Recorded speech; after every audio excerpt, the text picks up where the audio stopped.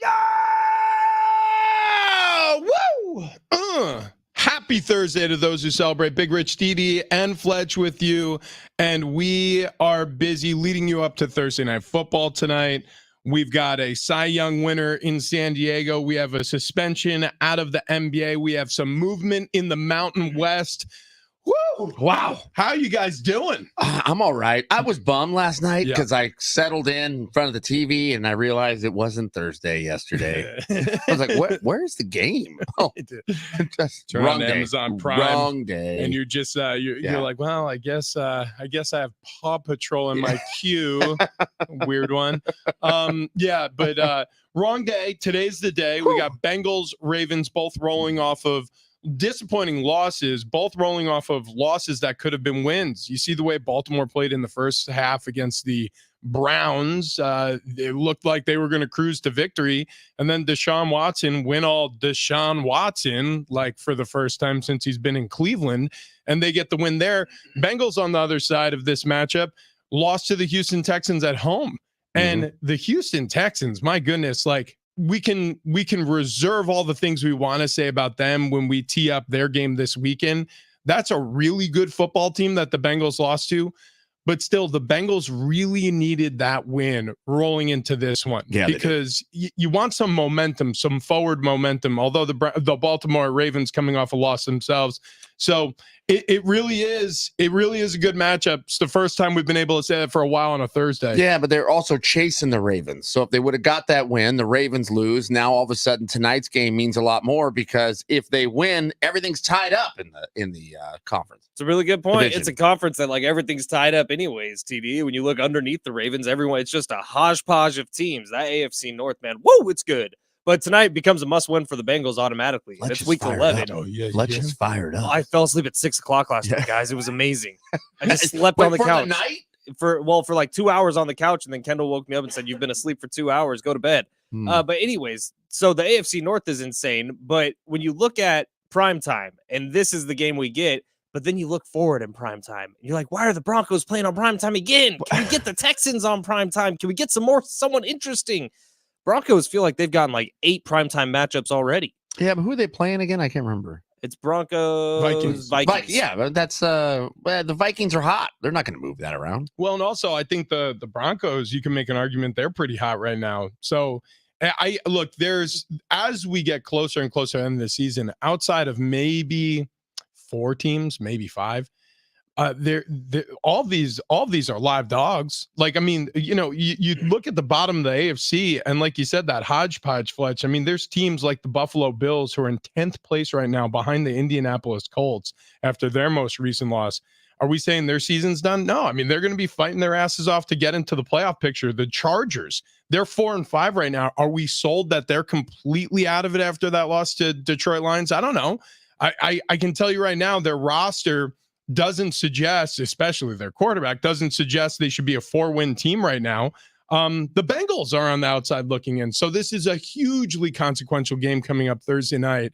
Here's the deal, though. When we look at the tale of these two quarterbacks, in terms of trust factor, even though Lamar Jackson is playing at an MVP level, Joe Burrow is so much more durable.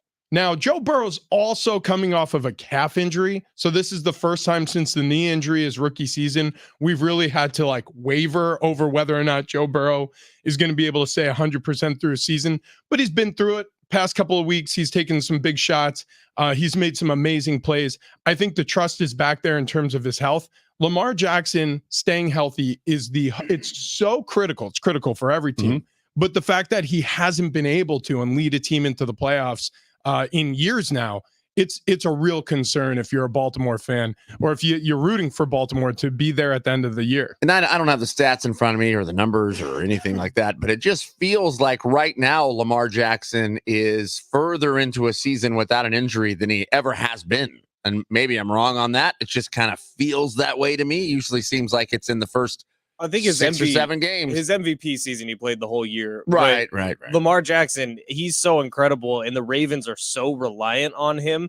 And Rich, what you said about them making it to the postseason in a while, well, it's been because the Bengals have been in their division. So not only is tonight a must-win game for the Bengals, who need it to get back into the playoff picture, But for the Ravens, you got to keep that beast down because you've seen what the Bengals have been able to do to you in your own division over the last couple years, them being the team that makes it to the AFC Championship, them being the team that makes it to the Super Bowl, when you think that that's you. So tonight, to me, is the most fascinating primetime matchup we've had all year because of the storylines that surround it, because of the history and the brutality of the AFC North, which for my money is football's most physical division. And now you go into tonight thinking this has serious postseason implications for both of these teams, not just postseason implications this year, but organizational implications. Bring this on, throw the Aiden O'Connell, Zach Wilson crap in the garbage. This is what primetime is supposed to be. What do you mean about organizational implications? Because of the fact that the last few years, it's been the Bengals who've been the top dog in the AFC North. The Bengals have been the ones to make it further on in the postseason when the Ravens think of themselves that way. So tonight being a really good heat test for both of these teams on, well, who is the top dog in this division? And I think we get to see it. These are the two powerhouses. Like you can talk about the Steelers and Mike Tomlin. Well, he's dealing with a subpar roster in terms of offense. These two teams are fully loaded on both sides of the football. Both teams have good defenses. Both teams have good offenses. And this is truly a primetime heavyweight match. Yeah, I think organizationally, both of them are set in their ways in terms of they both have franchise quarterbacks. Both of them have signed them to gigantic contracts. So Lamar Jackson's not going anywhere. Joe Burrow's not going anywhere for a long time. And that commitment, I think really actually aided Lamar Jackson in playing with his hair on fire again. Now, if you look through his career, his first 3 seasons, relatively healthy, was able to start the majority of those games, or at very least play in the majority of those games. And the results for the Ravens were great. Now, over the past 2 seasons, he's been hurt and banged up. And it's been, Tyler Huntley getting a lot of action, especially last season. But he signs this big deal. He comes back this season. He's been overall healthy. And this Baltimore Ravens team, who hadn't started the season particularly healthy, they had a lot of injuries to start the season, have really roared back into the playoff. Well, I shouldn't say roared back into the playoff picture. They're the 2nd seed.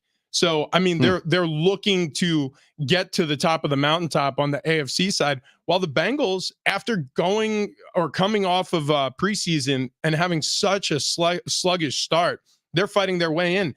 That loss to Houston was consequential because if you look at the standings right now, Houston's at 7, Bengals at 8, and that's the fight right now. Yeah. We just need to get into the tournament. Yeah, Houston has been surprising, at least to me, and they're a fun watch. I mean, CJ Stroud, good Lord, this is fantastic. But when I'm looking at trust factors between the Ravens and the Bengals, I trust the Bengals more. I mean, I trust that they roll through the rest of the season at a better clip than the Ravens do. I don't know how you guys sit on this, but I know the Ravens favored here. Yeah. I think the Ravens at home on Thursday night on a short week are going to be favored for obvious reasons. If this was played on a neutral field on a Sunday, I could make a very easy argument that the Bengals should be slim favorites. Because I think overall they're probably a better football team, more composed and can attack you from a lot of different ways. Look, Lamar Jackson is great, but he does have some major limitations as a quarterback, namely throwing the ball downfield when they're chasing points. That's the reason why once the Cleveland Browns started scoring and, you really had to start picking up the pace scoring. This is not how the Baltimore Ravens are built. The way the Baltimore Ravens are built is, hey, we want to jump out to an early lead on you, and we want to run the clock out. Their best defense, and they have a very good defense also, but their best defense is a great run game. If you play keep away, if you control the tempo of these games, which the Ravens are great at with Jackson involved in the run game too, you can win a lot of football games that way. And John Harbaugh is no dummy.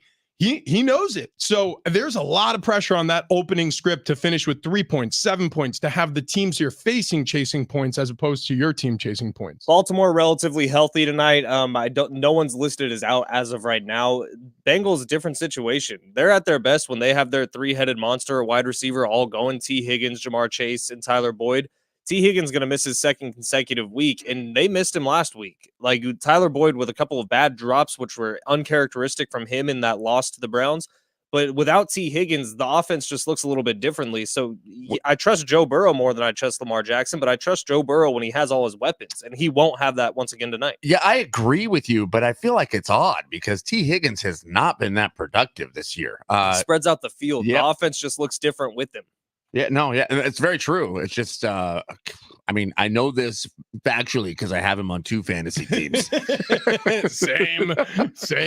I have him on one of mine. Hasn't been good. But yeah, one thing to point out is Baltimore isn't without an issue. They have Stanley out at left tackle, which means Makari is expected to start there. That's going to be a struggle for them. Because really, when you look at it, one of the things that nobody talks about with these Cincinnati Bengals is how good and talented their defense is. And Trey Hendrickson roaring off the end against a backup tackle who's on a short week of preparation, filling in for one of their better offensive linemen. That's a long, hard day for a young fella. So we'll see how it goes. I mean, again, on a neutral field, I could see this. I said I could make an argument for Cincinnati being favored.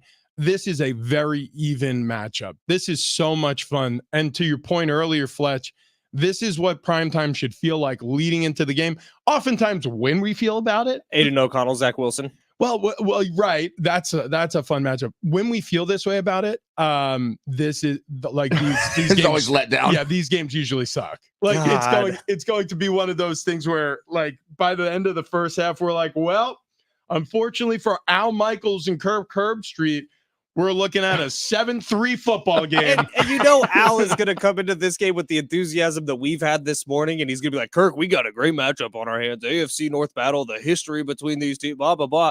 And then it's going to be exactly what you just said. By halftime, he's going to be like, well, Lamar Jackson has not played particularly well, and neither has Joe Burrow. Can you imagine if Al just turns to him and says, Kirk, is it me? Like, am I the reason all this is happening? Have I cursed Thursday Night Football? His sourness, I actually find entertaining. A lot of people are like, get Al out of the booth.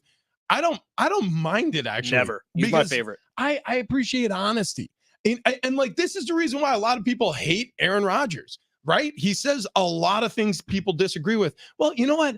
I'd rather disagree with a guy and know how he really feels than have some guy lie to you and get to the podium or speak on these shows or whatever and just give you coach speak like Russell Wilson. Is it fun listening to him talk? Is that what you prefer? Having a bunch of like fake things being said, like, like we're just trying to give 110%. Like, get lost with all that. I want brutal honesty. So even when it's not fun to hear, like, this game sucks, Kirk, like, that's more fun to me than I'll tell you what. Both these teams are really bad. Oh my God. I love the Al Michaels bitterness over there. You know why? Because it's what I'm thinking. Yeah. I'm sitting there thinking the same thing. So bring that on. I mean, the more of that the better, in my personal opinion. No question about it.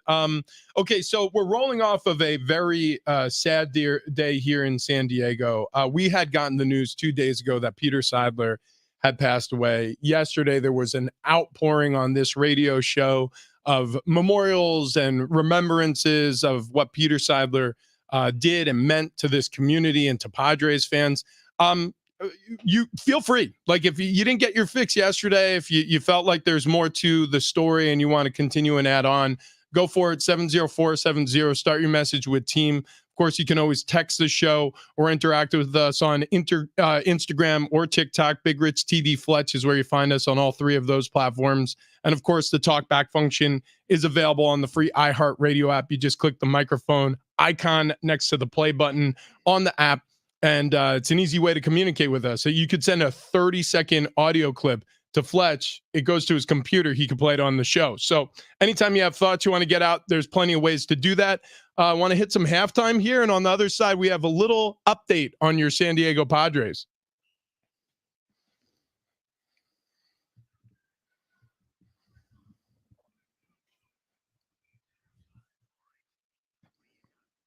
Well, in the NBA, the Lakers lost last night to the Kings, 125-110. Phoenix, they took down the Timberwolves, 133-115. Bucks beat the Raptors, 128-112. We've been talking about it All morning thus far. Thursday night football tonight. Bengals at Ravens. Ravens favored by 3.5. Out in Vegas as the Raiders are surging in the AFC West. The Raiders are back because of stories like this. On Monday night games against the Jets, security guards at Allegiant Stadium had to escort an OnlyFans model out of the stadium. Sweet. Because she took her top off during the game. Yep. Not all the way opposed to that. That happens at Padres games too. The security guards love it. Well, listen, I think the Raiders have been a little quiet as of late. Yeah. So stories like this bring joy to my heart. Don't worry, there's lots of video on the interwebs if you would like to see Danny Banks, who was escorted out of the stadium topless. Is Banks spelled BANXXXXX? 3 X's. Yeah, that's very good. Very good. Excellent. In Padres news, yeah, as I think we're teeing into this, Blake Snell wins the Cy Young. Second of his career. Blake Snell rolling off a dominant year in the National League, a dominant year overall in Major League Baseball. A qualifying offer was extended by the Padres to Blake Snell. He's not going to be a Padre. Okay. It's very clear what Blake Snell is going to do here. And it's exactly what Blake Snell should do here. And it's not because of anything that has to do with how the Padres played this year. It really doesn't. I'm sure he likes being here. Ruben Niebla, I think, did a nice job with this pitching staff with Blake Snell. I think he likes the battery, the relationship he's forged with some of these catchers. I think Blake Snell is chasing the money. You only have your window is open for such a slim period of time. I hold no ill will towards Blake Snell trying to get as rich as possible while he still can. Absolutely. Why wouldn't you get paid on what you have? You're on your achievements. Yes. I mean, so yeah, go. You are absolutely correct, Rich. You got to strike while the iron's hot, and it won't get any hotter ever in Blake Snell's life right now. Sting. It stings a little. Here, let me take some of the sting off. By the way, just a quick timeout. Right as we were talking about Blake Snell, Fletch had already looked up Danny Banks. It wasn't that hard. I just searched Raiders model. I'm telling you right now, like one of the things that Ben is fantastic at, he is the quickest Googler I've ever met. When this guy gets his hands on Google, that was just a Twitter search. Oh, it's amazing. He found that within 3 seconds of you reading that. There's news article. They blurred it out, so this was the safe for work version. Yeah, there's not safe for work versions. Oh, cool. By the way, which we are totally cool with you showing us those too, because we're about real. Do you want me to take the sting off of the Blake Snell conversation? Yeah, because I do, and it's not a popular opinion, but I'm going to throw it out there anyways. Here's the bullet note: you don't want Blake Snell back. Okay, he's going to suck next year. I mean, probably. Like, can we just look at his career real quick? When he won the Cy Young Award with the Rays, he obviously going into that season, he was on a contract year. So he worked his ass off. He was really good for the Rays that year, got them to a World Series. In fact, if he would have stayed in that World Series game against the Dodgers, who knows what would have happened? The Rays could have won that entire World Series based on that game, but Kevin Cash pulled him early. So he goes into free agency, gets a big contract with the Padres. He's been here. What happened with Blake Snell his first season with the Padres? Oh, it was sucked. It was not good. He had a +4 ERA, I remember. He turned it on at the end of the year, but it wasn't a good year at all by Blake Snell standards. Well, Blake Snell was in a contract year this year. He works his ass off, has a Cy Young year, is the best pitcher in all of baseball for my money.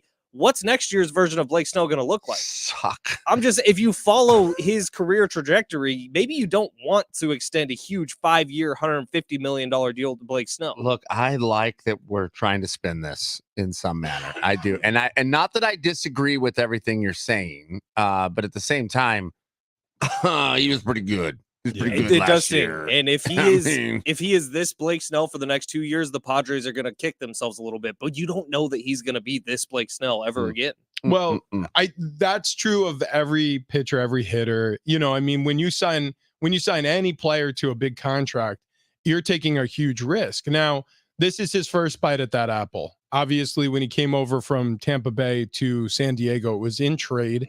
And so this is going to be one of those marquee moments of his career. This is when all of that work, and I'm not saying he's a poor man. He's became rich off of playing baseball, but he's about to enter a brand new level. Like this is where the rubber meets the road in a career for a player. This is where you find out if they're going to be like a Clayton Kershaw, well, maybe bad example because of the postseason wobbles, but a pitcher who gets paid over and over and over again and delivers for his franchise. Or if it's going to be a situation where, you get that first paycheck and all of a sudden everybody goes, see, told you. We'll find out. I have a little bit more faith in him than maybe that, but I do agree. One of the things that got in the way of him having immediate success here in San Diego was his discomfort with being kind of a new face in an unfamiliar city, an unfamiliar crowd, unfamiliar team. And he loved Tampa Bay. We know that about, he's talked about that openly. He loved his situation, his teammates, his coaches, everything about Tampa Bay he was a big fan of. And then he came here and it took a while. I don't know what it's going to look like next year for Blake Snell, but I'm thinking if the Padres are trying to cut back, maybe this isn't the worst idea. I want to rewind back to all the things we learned about this Padre organization, and not just this season, right? Even on the NLCS run, Kevin Acee said, I could have written the articles that I wrote in that postseason that I wrote this postseason. He goes, now they got on a tear. So it's not apparent or obvious or anything anybody wants to hear about talking about the dysfunction in a clubhouse, because really the end point of dysfunction should be calamity, and it wasn't calamitous. They found a way. So is it really dysfunction? I get the reason why he didn't write that article a year ago, because you can't make the argument. You'll get laughed out of the room if you try to make the argument that an organization is dysfunctional when they're making it all the way to a championship series. So Kevin Acee writes that article now. But we know this well has been poisoned for years. Yeah. So if you're Blake Snell, get me on the first thing smoking if I had anything to do with that. Especially if it's a 5-year deal worth a lot of money, which is what it's going to be. Well, that's the biggest reason. Yeah, right. There's going to be hundreds of millions talks. of reasons. Yeah, exactly correct. Money talks. But you're right, Rich. You don't want to be somewhere where the front office is being torn apart. I mean, that's not fun for you as a player, as an employee. So you're going to want to go elsewhere where things are simpatico. And I remember when I was playing in Arizona, it was only for a season. Ken Wisenhunt and his entire staff gets fired, and it's Bruce Arians taking over, and it's Harold Goodwin, his offensive line coach. And, I'm talking to some of their offensive coaches as I'm rehabbing my knee during the offseason. And I had yet to sign a free agency contract with the Arizona Cardinals, which they had offered, because I was waiting to see if there are going to be any other offers. And a couple started coming in, and I remember I had a conversation with Arians in his office, and I was thinking to myself, like, yeah, I mean, this is great. He's saying all the right things, and I do want to play for him. But at the same token, he doesn't know me. I'm not one of his guys. Maybe I could become one of his guys. But when I got the call from the Chargers, because Wisenhunt was offensive coordinator there, and I felt like he had spent a season with me. He saw what I contributed to this team. He understands how hard I work. I want to go play somewhere where I'm a known quantity. When you're in a situation where all of a sudden your manager is fired, Blake Snell worked with Bob Melvin for 2 years. I mean, on the record, he had nothing but positive things to say about Bob Melvin. All of a sudden he's gone. Man, that's a part of the calculus here. But what we'll really miss from Blake Snell is the in-game conversations with Don and Mud. I think that was some of the most entertaining TV baseball had to offer the entire season. Also, Blake Snell made history yesterday. 2-time Cy Young Award winner, one in each league. So he's now the 7th pitcher to win the Cy Young in both leagues. Randy Johnson, the only other lefty to be able to do the same thing. Yeah, and Randy Johnson killed a bird with a baseball. Yes, he did. Yeah, which was insane. That's on YouTube. It's awesome. I thought that was going to say that was on me. I was like, why? What did I have to do with it? That was at Allegiant Stadium right after Danny Banks flashed the camera. Anyways, if you're watching football tonight, hopefully there's going to be more of that. But if there's not, we got a good game teed up for you. It's going to be Ravens, Bengals in Baltimore. Perfect time to open your Underdog Fantasy app, right? Underdog Fantasy is my favorite fantasy football app. I'll explain in a second. But also, it's great for NBA fantasy, too. The season's here. It's tipped off already. I mean, these teams are underway. Draymond's already suspended. The NBA's back. So Underdog Fantasy has this pick'em game, and it's fantasy, but you can win real money. All you got to do is open up the pick'em game, pick between 2 and 5 players, select whether they're going to go higher or lower on their stat totals, and then just watch the games. You can win up to 20 times your money going 5 for 5. It's legal in California. Tons of fun to play as you watch along your team. Like I said, Thursday Night Football tonight. I'm opening up the pick'em game probably sometime while we're still here at the station, and I'm going to get my pick'em set. Build your dream team today. Go to their easy-to-use Underdog app or go to UnderdogFantasy.com. Sign up with promo code XTRA, and Underdog will double your first deposit up to $100, plus a mystery special pick live in your pick'em lobby. That's promo code XTRA. Must be 18 plus and present in the state where Underdog Fantasy operates. Concerned with your play? Call 1-800-GAMBLER or visit ncpgambling.org. Huge update with the Mountain West. Sources are starting to discuss what's going to happen with the Pac-12, or what's left of it, and the Mountain West. That's next.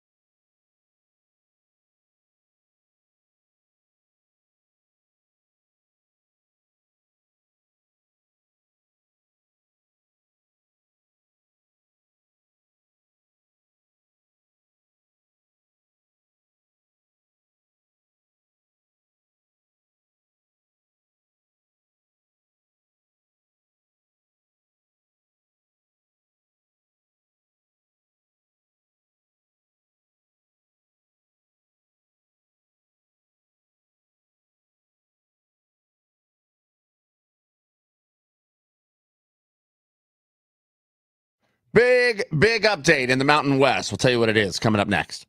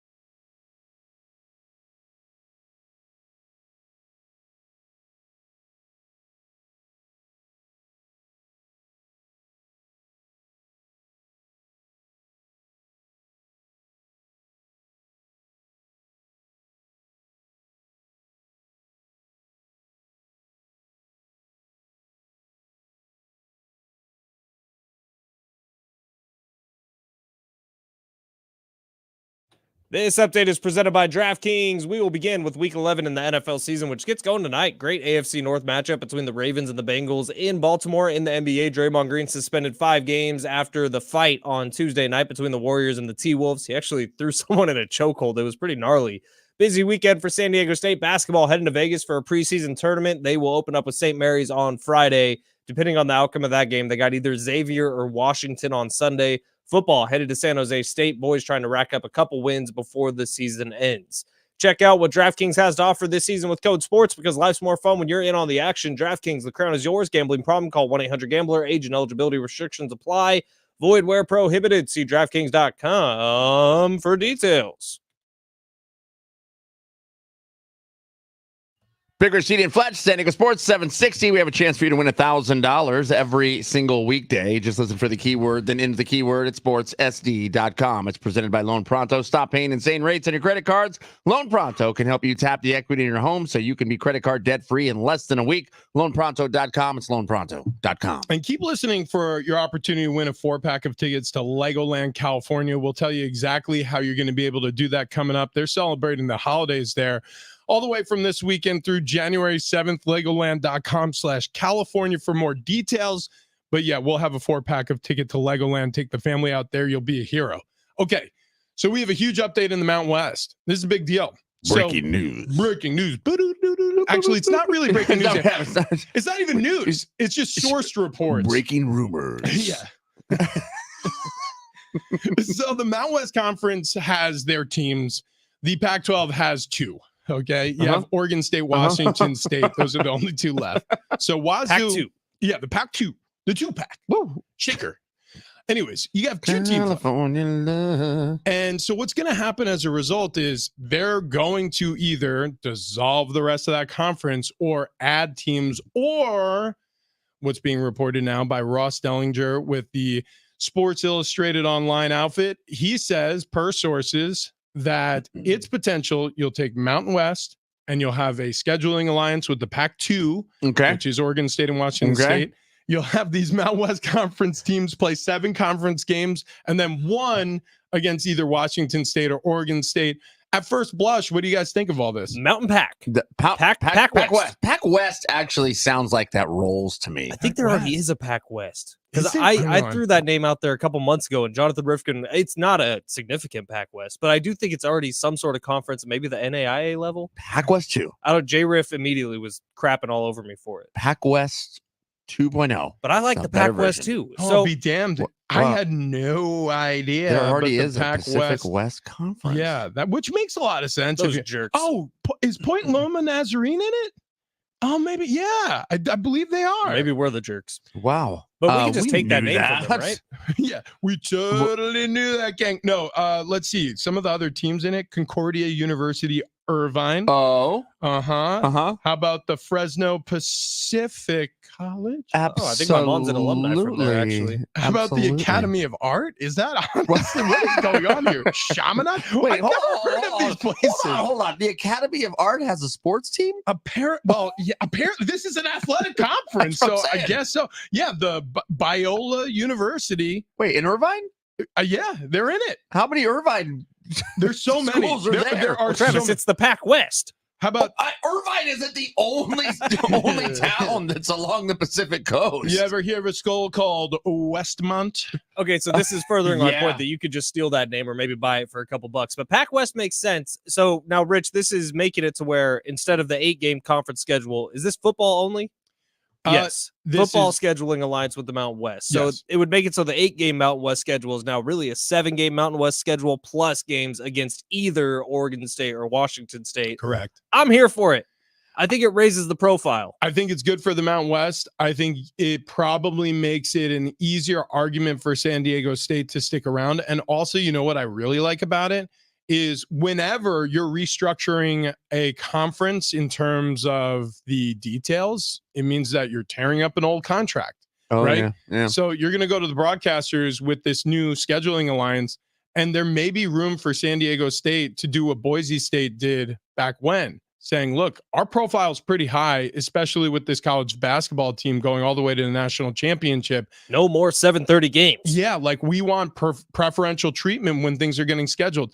I mean, it's constant where you're thinking to yourself, well, San Diego State football, this is a down year. But in years past, you look at it, even if they're having a good year, like a 12-win season in 2021, a lot of these games are buried on the East Coast time zone. They're not kicking off until 10:30. So how does the national media have an opportunity to catch up with the great things that are happening here? And they don't. No, that's very, very true. Very true. Also, I mean, to me, as you, well, one, you're not going to have a conference with 2 teams in it. You're going to have to do something.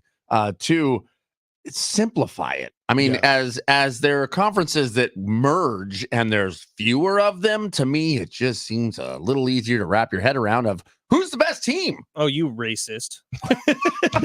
Yep. We knew it all along. You're part of the reason that college football is dying, Travis.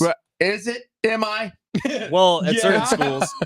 I mean, it's just making the elite. And I guess that's fine if that's where we're heading, but teams are going to get left out, which sucks. Here's the article. So we only had Academy of the Arts. Yeah, that's right. We need them. So this for Yahoo. Ross Dellinger finally got this article out. This is about 40 minutes ago. So this is hot off the presses. Days after their victory in court, Oregon State and Washington State, the 2 remaining members of the Pac-12 are moving forward with future plans. The schools have re-engaged with the Mountain West officials over a 2-year football scheduling alliance with the league in agreement that may serve as a first step in a long-term partnership, even merger, sources tell Yahoo Sports. Mountain West administrators held calls yesterday, to further discuss details. More meetings are planned today, including a gathering of league presidents to presumably grant Commissioner Gloria Nevarez permission to proceed. That's, by the way, the commissioner of the Mountain West, to permission to proceed with the negotiations. 2 sides, Pac-2 and Mountain West, are believed to be close to an agreement, but deal has not come and may not be finalized for several days. Now, where have we heard that before? Several days away from, several moments away from San Diego State joining the Pac-12. Yeah. Back when it was the Pac-12. So I caution everybody to take a beat, get as excited as and optimistic as reasonable, but don't count your chickens before they hatch. This makes sense. Max Scherzer joining the Padres. Right. Just going to give you some more examples if you want them. That's another one. Boy, that still stings. That one still stings. I believe that quote was Max Scherzer and the Padres close to agreement. And by the way, Ken Rosenthal. I mean, like that may have been factual. These are some of the big names out there who screwed that one up. But yeah, so Dan Patrick was the one that said the thing about San Diego State going to the Pac-12. He did. And in fact, I think he said within 24 hours. Yeah. The way he mentioned it too was such a one-off. He was like they were talking about something completely different. It was Pac-12 related. But then he goes, yeah, so anyways, you know what I heard? Over the next 24 hours, San Diego State might be joining the Pac-12. Anyways, moving on. Fritzy, what do we got coming up? Yeah, I'm like, wait, what? Yes. So anyways, the Pac-2 may become the Mountain 12? The Mountain 14? The more I think about it, let's just keep it the Pac-2 and they only play each other. Well, tell me this, guys.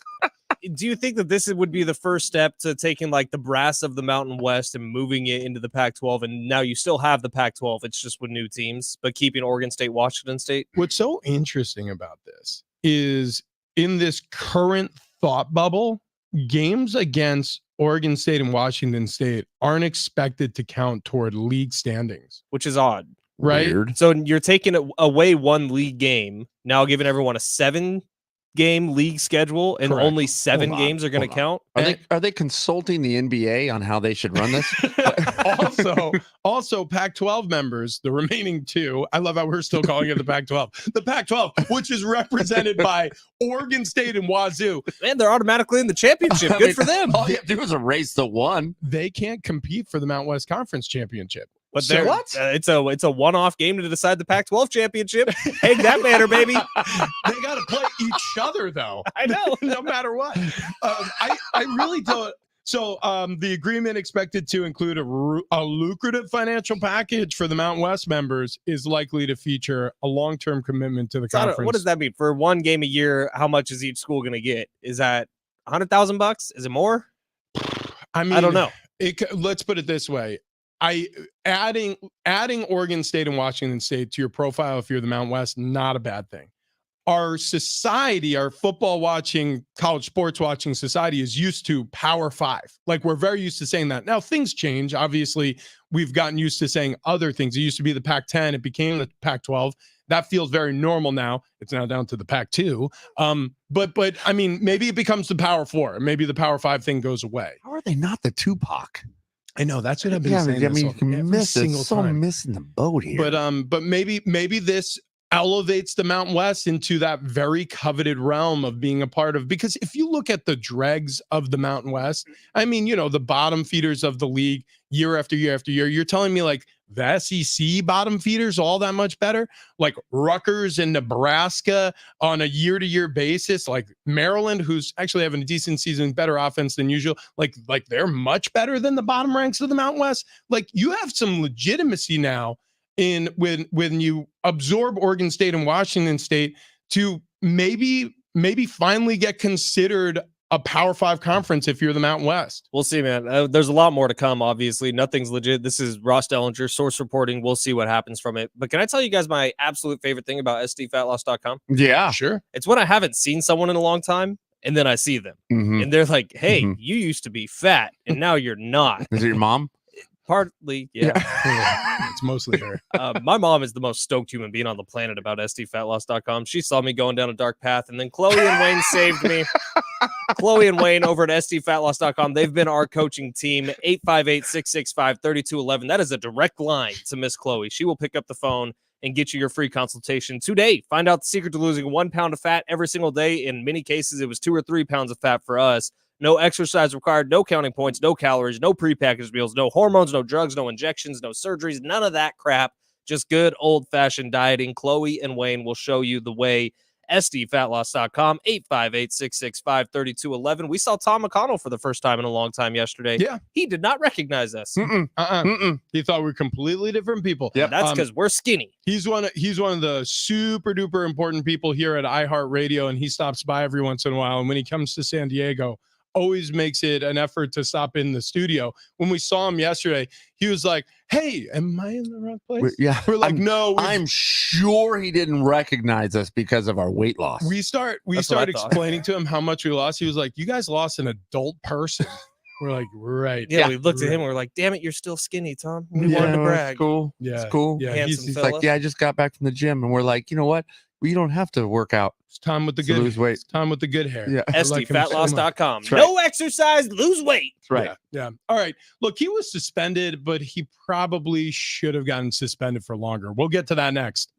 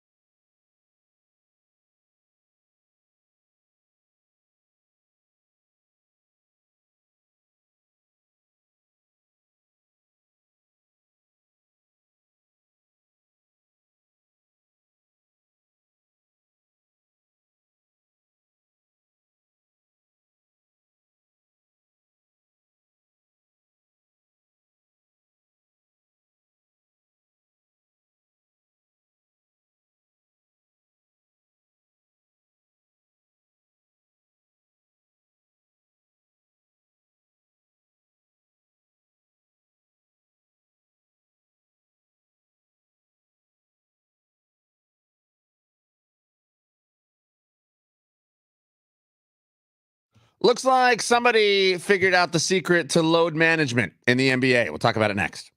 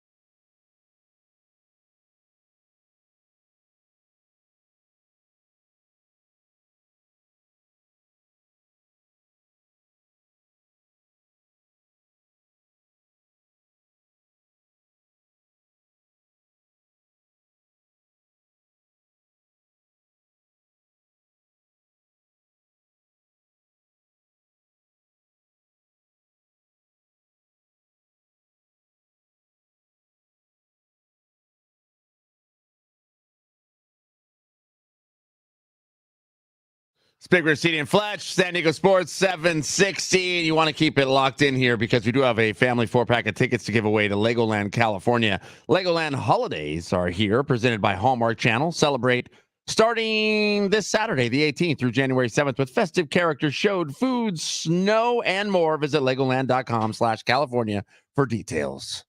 Did you get some? That's right. Did you get some creamer? Dude, so I forgot it was in there. Oh, I thought you were stealing creamer. So I double bagged our coffee maker Good, again. good. Explain that. Oh, right. Some people weren't listening last time, and they might think right. double bagging. It's when two guys are making coffee. It's like when you very much so love your coffee. No, it's more of like we have bags of coffee that you're supposed to just fill the coffee filter It's supposed to be one bag per brew. Exactly. Double bagging is when you put two bags in one brew to make it super coffee. Just brew it and do it, baby. Yeah, got to do nothing to it but brew it. Nobody in this building likes the coffee we make. Excellent. We should probably just bring the craft in here So, well, that's a good idea. or buy our own. By the way, yesterday, cool guy. I'm literally staring at the. Did you say Rich just had the idea of a century, We just buy our own coffee craft. and then we brew coffee for us. Yeah. in the studio? Double baggers Dude, making coffee for other double baggers. Dude, we could Wait, hold also on. we could make our we could like get our own coffee bags of ground coffee that We would go through like one of those in a show. Easy. Oh, absolutely. But we could sell our coffee. now you're I mean, for talking. charity. Of course. Yeah. Yeah. For We're charity. We're We're gonna just help a people. nonprofit We could Jimmy organization. Butler this whole thing. Every time someone walks by, we'll be like, "Do you want one of our coffees on. instead of one of the crappy break room coffees?" What if we, brand the studio here like the coffee shop? Oh my god. You know what I Can mean? we just steal Cool Guy's name? Nothing to it but to brew it, and that's the name of our coffee Yeah, line. nothing to it but to brew it, buddy. Yeah, we've got a lot of work to do. God, this is literally- Keg Knock 2.0, baby. So, yes. Whoa, you don't want to throw that name out. Oh yeah, sorry. Yeah. That's patent pending, by the way. Yeah, not to be rebroadcast in any shape or form with the express written permission of Ben Fletcher Enterprises. And Tony Conte. Tony Conte and Keg and Bottle Inc. Bar Cart Friday tomorrow, brought to you by Keg and Bottle, 10 locations all throughout San Diego County. Anyways, I was looking at the vending machine yesterday, staring in wonderment because it was just filled. and the toaster oven was running. I didn't realize what was in it. Cool guy was in there, and he's like, "Hey, what's going on, man?" And I was like, "Oh, I'm just look, they got those giant Texas cinnamon rolls. I wish I could purchase one of those right now." And he's like, yeah, man, I brought some stuff from home." And I look over to the toaster oven, and in the oven is a full piece of chicken, 2 pieces of corn. He's got bread set off to the side. He's got like mashed potatoes, and he was like, "Yeah, man, I was just hitting the grill, just smoking some meat." Which, by the way, is so funny because pouring rain, man, rain's not going to stop me, dude. No way, man. Cool guy is very cool for a lot of reasons. All right. So Rudy Gobert absolutely ripped apart Draymond Green in the fallout from the Timberwolves Warriors game after Draymond very clearly just did not want to play the other night. Is that what you think it was? Yes. Yeah. You don't think he just saw red and then he was like, and he find the door? first person I see and put him in a chokehold? Well, what's so funny about it is that was my initial reaction. And then Rudy Gobert, what he said post game sort of like reinforced my thought process. Like, oh, wow. Like, he literally called, he was like, every time Steph Curry's out, Draymond Green does this. I was like, I was kind of goofing around, but that makes a lot of sense. It does make a lot of sense. I feel like he broke the code for the load management problem. Yeah. So just get suspended. Just get suspended. Yeah, when you don't want to play. Well, the thing is, not even get suspended, because a lot of times you get ejected, you don't get suspended, or maybe it's a game, but he got suspended for 5 games. Now, originally when we were texting before the show, as we were all making our way over here, it was like, yeah, I mean, is that enough? Is it not enough? I kind of feel like this. I feel like 5 games is pretty punitive when you think about how much money Draymond Green gets paid per game. It's a decent amount of cheddar. Yeah. Let me look at his contract. But let me do the math suspended, he is not getting paid for those games. Yeah. Is that confirmed? Yeah. Yeah, well, then that backfired on him. Yeah, and he's not just sitting down. And not to be like, I thought it was a cool fight, and I enjoy the NBA better when stuff like this is happening. Samesies. Draymond could have really effed up Rudy Gobert. Oh, yeah. Like when you saw, like Rudy Gobert was not getting any oxygen at the moment of choke holding. And not to be the sissy, unreal. But when you're choking someone out, like the lack of oxygen to the brain, that could have some serious impacts. So that's why I'm saying 5 games, probably not enough. And I'm a Draymond Green fan, but this was uncalled for, not cool. And Rudy Gobert wasn't even the person fighting Klay Thompson. You were just looking for someone to fight. Which is why you make the argument of he just didn't want to play. Wow. Do you know how much money this is going to cost him? $1.5 million in gross salary. Smokes. 1.5. Wow. So he gets paid $25 million a year. He signed a 4-year, $100 million deal. So yeah, 1.5 he'll miss by sitting out the next 5 games. So the MLB owner meetings are going on right now, which adds another layer of context to the Peter Seidler thing from yesterday. But the other 31 owners have been meeting over the last few days, unanimously approve to move the Oakland A's to Las Vegas. Wow. So now here's a problem. The Las Vegas stadium that's being built, or I don't even think they've broken ground on it yet, isn't going to be ready for years. The lease, I believe, is up in Oakland already, or they're trying to find the city of Oakland's trying a way to force them out. So where do the A's play? Now, my guess is Oakland. UNLV. But yeah, they got to find a home. Man, and Danny Banks is going to have to get a bunch of athletic stuff. Yeah, that's a good point. Yeah. That is a good point. Or not. I love you so much. She showed up at that Raiders game and made quite a scene. Yeah, quite she a did. stir. She did. Had to get ejected. Yeah. Yes. Draymond should just do that next time. You just take his top off. You could probably get fined and suspended for that as well if you're a basketball player. Yeah, so we'll get to some of the ramifications of this move of the A's to Las Vegas on the other side. Also, we have some news out of Foxborough, one former Patriots star coming after some folks there on the Patriots. But before we do any of that, want to talk to you about my brand new dentist. Been working with him for months now, so not exactly brand new. But Dr. Jordan Colby of Ocean View Dental, if you're looking for a world-class dentist, and I do mean that when I say this, world-class dentistry is done over at Ocean View Dental. OceanViewDental.net. I needed a tooth extracted. I needed 3 implants put in. I was super nervous, didn't know who to turn to do all this work. And I had been told by my original dentist that this was going to be a year plus of effort to get all this accomplished. I found Dr. Colby on suggestion from a friend, checked him out at oceanviewdental.net, and then went into the office. Just a free consultation, just a sit down. But Dr. Colby, he explained my whole procedure, showed me digital pictures and what my procedure entailed. And I was confident that he was the right man for the job, and he absolutely was. His advanced specialty is implants. And after doing my homework, I trusted him 100%. Dr. Colby has built a world-class family-oriented practice at Ocean View Dental. He has one in Fallbrook as well that provides excellent dental care. It's all personal and professional, but that family aspect, it's really important to me. Like when you walk into a place, everybody knows your name. It kind of feels like you're Norm from Cheers, right? You know, they know what you're there for. They know exactly who you're there to see. And whether it's fillings or an enormous amount of work like I had, this is the right dentist for you and your family. If you're just one of those people who has perfect teeth and you're just going in every 6 months for your teeth cleaning, it is the perfect place for you. He has the latest advances in dental technology, though, including those digital x-rays I was just talking about. I had the 3D CT imaging done, dental lasers, Invisalign veneers, so much more. Ocean View Dental, you're treated like family because that's what you are to them. You're a part of the family. Ocean View Dental patients come from all over Southern California, so why don't you try out Dr. Colby and his amazing staff at Ocean View Dental? oceanviewdental.net. That's oceanviewdental.net.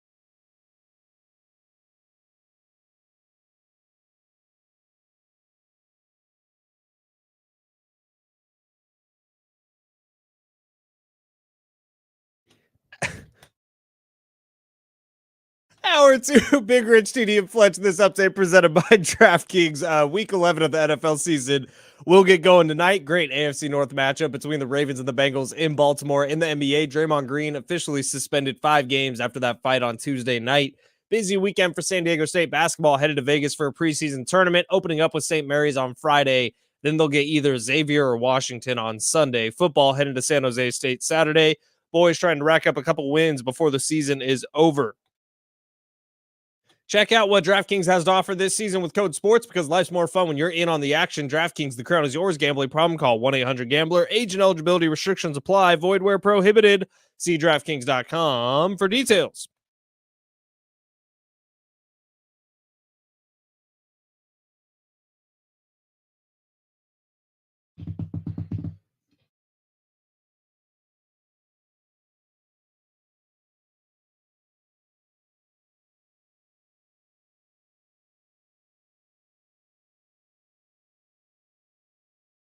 Yeah! Woo! Happy Thursday to those who celebrate. Big Rich, TD, and Fletch with you. And we have news trickling out this morning. Some big things happening in the Mountain West. We'll get back to that. A lot going on with the New England Patriots and potentially Bill Belichick and the Patriots relationship coming to an end soon. We'll get to that as well. But we had breaking news right before we went to break, and it is that the Oakland Athletics, via vote, unanimous vote, by the way, by the MLB owners just this morning, approved owner John Fisher's relocation proposal from Oakland to Las Vegas. The A's are going to be Las Vegas's first Major League Baseball team. What's crazy is you look at video from 2010 at the Coliseum, and now I know that's 13 years ago, but someone posted that on Twitter this morning after this news came down, and I just took a look at it during the commercial break. And that atmosphere at the Coliseum in Oakland is one of the better ones you'll see across the league. Like, Oakland A's fans are a very passionate fan base, and especially here in San Diego, I can't look up and just not feel heartbroken for every single one of them. Yeah, well, I mean, because we've been there. I mean, we get it. We know what it feels like. They might have gotten it worse, by the way. Raiders out, Warriors out of Oakland, now A's out of Oakland. Yeah, no, I mean, that's true. That's very true. But I don't know. I mean, they Charger fans were showing up to the games. Well, at least, and, the stadium was full, whether or not it was transplants or whatever it may be. That Oakland A's, no one was there. I mean, but that was, I think, partly in protest. That was also the owner, like, purposefully. The building, the Coliseum, is a train wreck, much like the Q was here. Right. Like, they haven't done anything to the Coliseum for years and years and years. And B, they've been noted as making some of, like, questionable baseball moves in terms of trying to keep this team down. Yeah, no, I mean, I get it. I get it. We got to talk to Dieter Kurtenbach about it. He can go through the history a little bit better than I can. But John Fisher, the owner of the Oakland A's, soon to be the Las Vegas somethings, like, has intentionally kept this team bad for a little bit, in spite of having talent come up and through the draft. And that's leading fans to stay away. And it is in protest, Travis. Right. You're right. I remember times, I grew up around a lot of A's fans. That is a passionate fan base who loved that baseball team. And now they're gone. But as a fan, as an A's fan, I think I would feel a lot like, as a Charger fan, I would feel like, well, screw you. Bye. See ya. Get out of town. We'll get a better team in here somehow, some way, or I will find a different team to follow because of what you have done to me or how you've made me feel as a fan of your team. Yeah. So see you later. On the flip side, I mean, I think a baseball team in Las Vegas is cool as hell. I mean, bring it on. And you're going to put the stadium right on the Strip? Isn't it where the Flamingo is, or what Tropicana? One of those hotels. It's at the end. I think it's going to be right near where Allegiant Stadium is. You're going to have like a little sports park area there. So check this out. Back in 2018, there was a plan, I guess, more supported by the ownership side of the Athletics, to purchase 50% stake in the Coliseum and also Oracle Arena. So John Fisher, they're on the same parking lot. Yeah, and the A's own 50% of the whole property, right?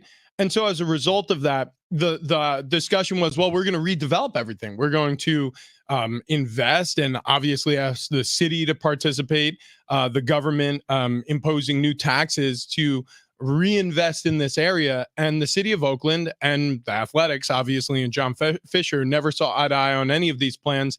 And look, this gets really dicey when we start going down the path of talking politics and private ownership, because both sides get it really wrong. It happened here in San Diego with the Chargers and our city politicians, and it happened for years and years and years. And then this has been years in the making in Oakland as well. So there's villains on both sides of the coin here. The problem is the worst side of it is what John Fisher is doing to the city of Oakland, because like you said, that is an avid fan base. That's where your fans are. And you're going to uproot this team and bring it to Las Vegas because you see an opportunity to merge with other corporations, obviously casinos and sports books. It's going to be a completely different vibe in Las Vegas in terms of capital you can earn due to partnerships. Now, I don't think they're going to tear Oracle Arena down because that's a great concert venue. But if John Fisher still holds on to ownership rights of that 50% of that land or whatever, I could easily see it. And Dieter Kurtenbach has brought this up before, him just tearing the Coliseum down and putting up apartments. Yeah. Look, again, he's going to have agreement with the city to even do that because they also own 50% of it.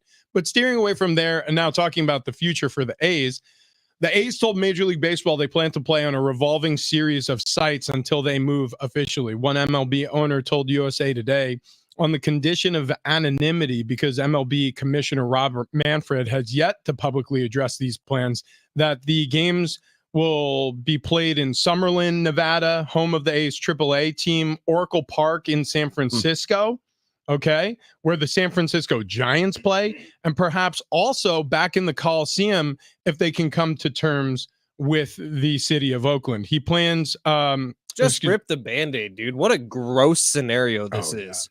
Yeah. This is disgusting. Well, imagine that. Imagine the Chargers plan to move to LA. And imagine Stan But Kroenke's, hey, we need to use Qualcomm a little bit more. Yeah, like imagine Kroenke's development plan of SoFi was really stalled, getting hung up by, the city of Los Angeles, whatever, ordinances or, setbacks on the job site, whatever it may be. Imagine if the Chargers had to play in San Diego.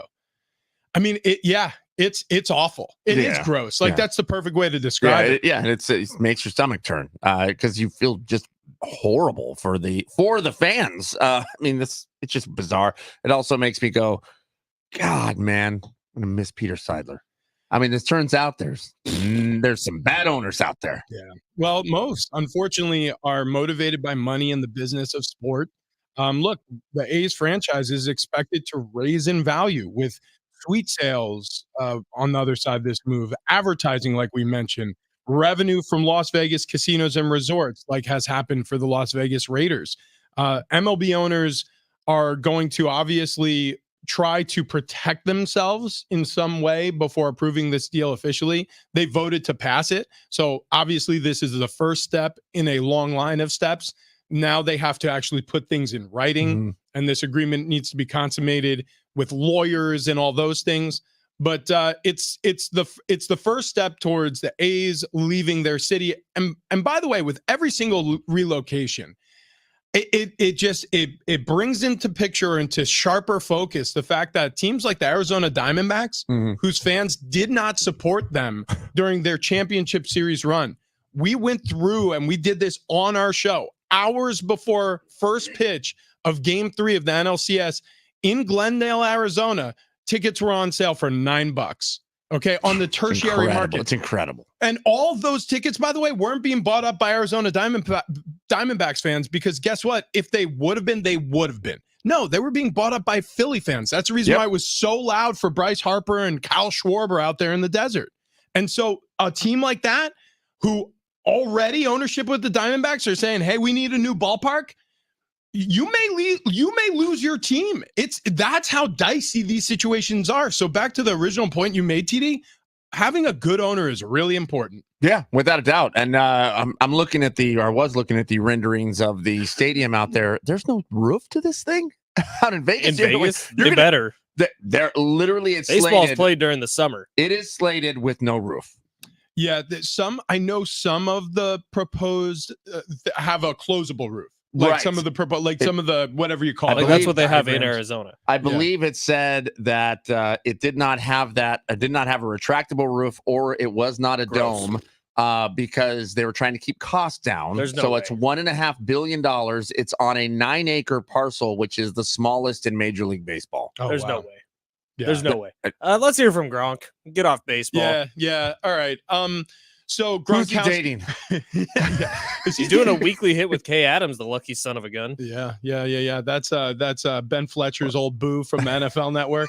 Every morning, we barely watch NFL Network anymore. It's a waste of time. Yeah. I think I want to look at Kyle Brandt for 3 hours. No thanks. I mean, look, have you seen his legs? Oh Lord.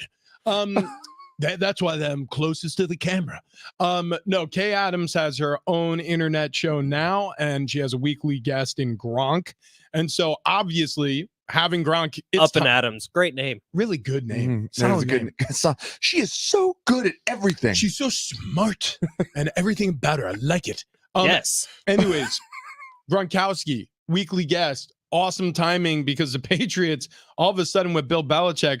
Is he staying or going? We don't know. It's a bye week for the Pats right now. A lot of people are speculating that Mac Jones is not going to be the starter on the other side of the bye week, which means if you look at their roster, Bailey Zappi may be taking over as the quarterback. Yeah, mixed bag of results when he's even played in games, but it's been so bad with Mac Jones. Anyways, Gronk's reacting to all that. Here's a little bit of it. Yeah.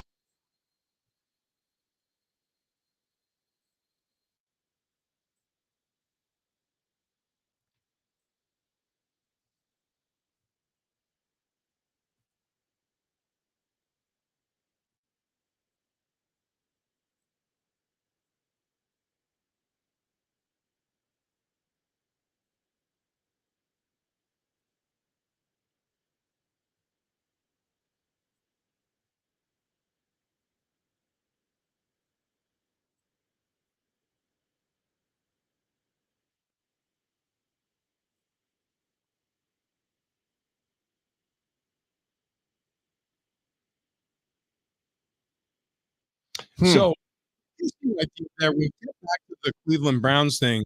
Gronkowski talking about Bill Belichick comparing him to Greg Popovich before he got into that spiel about where Mac Jones' future should be. And then obviously his commentary on the two quarterbacks, Jones and Zappi.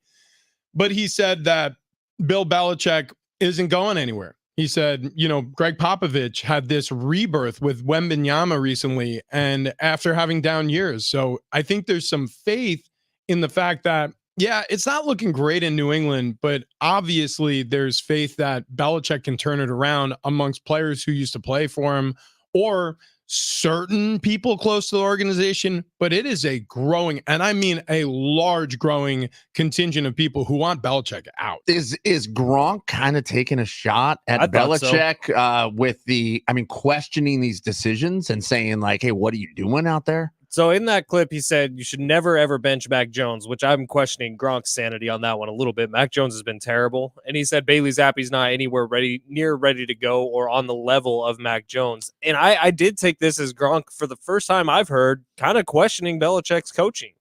And I know he compared him to Popovich, and that's a great comparing to another great.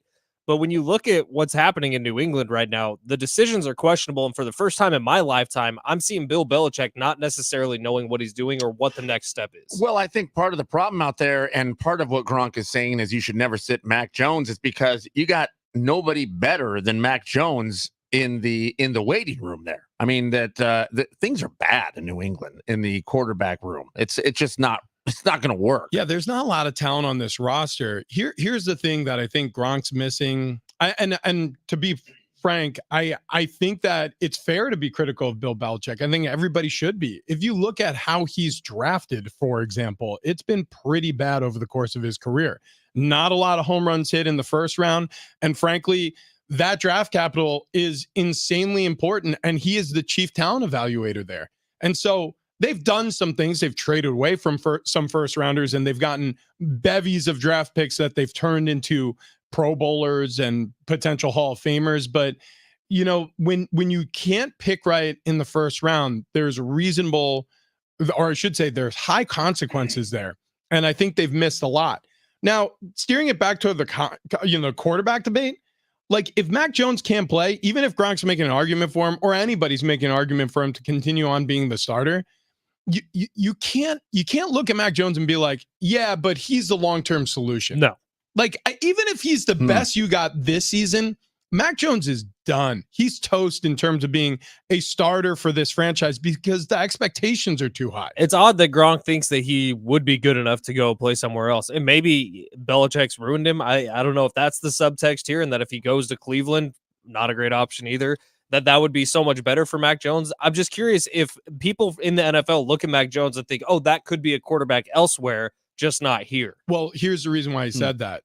Desperation. So Cleveland's desperate. Yeah. Okay. They just lost Deshaun Watson for the season. They're going to go back to PJ Walker, who was barely keeping the wheels on for that offense because DTR got hurt in the first place. So they're on to their third string quarterback again after Deshaun leaves that game with an injury and he's out for the year. So that's what he's talking about. Also, Cleveland's got some serious ballers. Njoku and Amari Cooper's having a resurgence this season. Like Jerome Ford, the running back we didn't know was going to be a part of this team, but Nick Chubb goes down. Jerome Ford's been great. He's been great. So Cleveland's got some weapons. They're desperate for a quarterback. The thing is, will Belichick allow Mac Jones to walk? Probably not. No, I don't think so. I mean, all it's going to do is just strengthen somebody else in the AFC. Right. I mean, that makes no sense to me at all. No. So you keep him on your roster, you keep him on the bench, because what happens if you put Bailey Zappi out there and he gets hurt? You don't have another quarterback on your roster. Malik Cunningham. Well, he's a wide receiver. What about? But he also plays quarterback. Right. Do you think that the world would love the relationship that Taylor Swift is having if she was dating Gronkowski? Like Gronk versus Kelsey, who's a better match? Here's what I will say. I think this has been the debate that has gone on for a full generation now, but you've changed it instead of better tight end, better match with this is Taylor Swift. Yeah, I like it. It's what the people want. It's a sign of the times. It's what the people want. I'll say this because Taylor Swift is dating a current NFL player. It's a bigger story. Bigger story. Kelce. Yeah, right. Gronk's retired. He's in that space where now he wears pit vipers. It's a little bit like shaking your fist at the clouds when you're like, this team's screwing up. I know the feeling. Been doing it for years. Wait, what's a pit viper? Those are the really, really douchey sunglasses. Not like the ones I wear. Those are cool. Oh, but the ones that like Chads wear. The ones you wear are called the douchers. The ones Gronk wear are called the super douchers. Yeah, the pit vipers. You gotta have a lot of money to get the like super imagine douchers. the ones I wear, except slightly bigger, more rectangular, with a big ass logo above the eyebrow. That say pit viper. That say pit viper. And also they're mirrored lenses on the front, and they're like tinged yellow and red. Great for looking at butts. Not great for style. No, they're the opposite. He's making them stylish. They are the preteen jock version of blue blockers. At Kendall School, I had to go and work like a booth at some Halloween event. I swear to God, at least 7 second to fifth graders were wearing pit vipers. Yes. Really? Oh, yeah. It's huge in middle school right now. Would your kids have them? No, not yet. Do they want them? I guarantee What, you have a pit viper hookup? Dude, if I came home with them, they would be so stoked. They would be like, Dad's the coolest. He got us the craziest sunglasses I've ever seen. I'd wear them. The first time I saw Ben wear them, I'm like, I think it's a gag. And then he wore them another time. I was like, nope, he likes those glasses. Those are blenders. San Diego company. Coach Prime wears them. Wait a second. The douchers? The ones I wear are blenders. Oh, yeah. They're still douchers. I like that when But we were filming. cool. Fernando Tatis Jr. wears them. Okay, When we were filming things, Rich said, make sure you bring the douchers for me to wear. And then Fletch goes, those are my sunglasses. The crazy thing about it is Fernando Tatis Jr. isn't cool because of the blenders. I'm just letting you know that. Wait, what? Yeah, no, I know. like Travis Kelce dresses like it's Halloween every time he shows up at a Chiefs game. It's true. Like he's wearing these like baggy pants that have like rainbows on them. So what are you saying about me? Well, I'm just saying, like, hang on. That I don't have swag? No, I'm just saying, maybe let's work on the cool with you and then incorporate the douchers. Like, I don't like where this is going. I'm just saying, because your cool factor has to make the douchers cool. Right. And I think it does. Now, Rich, something very cool. Today we have your former boss on the show. Oh yeah, Steve Keim coming on, the former Arizona Cardinals GM. He's the one that drafted Kyler Murray. He's the one that at one point made a trade for Rich Ornberger. Did you end up there? You're going to say Brian Long. It wasn't a trade. I was Free signed agent? as a free agent. Yeah. Yeah. So Steve Keim going to join us doing media now, a former NFL GM in the 8 o'clock hour. Looking forward to that. We also have those Legoland tickets. So if you're interested in taking the whole family to Legoland to celebrate the holidays there, we're going to have those tickets coming up for you. Also, on the other side, we got to get back to this Thursday night matchup. This is a huge one between the Ravens and the Bengals. Which team has more on the line in this one? We'll get to that on the other side. But first, the Good Feet store has 200 plus locations around the world, around this country and overseas. They do amazing work. So I really was unfamiliar with the Good Feet store. I walked in for the first time with these two guys, and we all got sized and fitted for our arch supports. And when I walked out of there, I'm like, yeah, these feel a little different. Like, it's changing the way I walk. And I wasn't sure. A week later, I was like, I get a phone call from them, by the way. They check in with you a week after your consultation and your purchase of the arch supports. And they say, hey, how's everything going? And I was able to report within a week, I had noticeable differences in the amount of back pain that I was dealing with. And then you wear them for a month, and all of a sudden you realize you're having more good days than bad days waking up if you have lower body joint pain. And then all of a sudden, after 2 months, 3 months, you realize, oh, this has changed the way I walk, the way I stand, the way my posture works. It really has that kind of impact. So if you're suffering with hip pain or knee pain, if you have ankle or foot pain, back pain like I did after my football career, you should go to the Good Feet store and just have the conversation, right? It's all trial until you decide you want to walk out with them. It's try before you buy, completely free consultation. They'll explain the whole process to you, and you are not committed to anything until you actually get to the register and you tender the transaction. I love these people. They're great people. It feels like a family-owned business, even though they're multinational now. Richard Moore, their CEO, lives right here in Carlsbad. They manufacture all the arch supports right here in San Diego County. It's an awesome business to support. Good Feet Store. That's Good Feet Store, goodfeet.com to book your appointment today.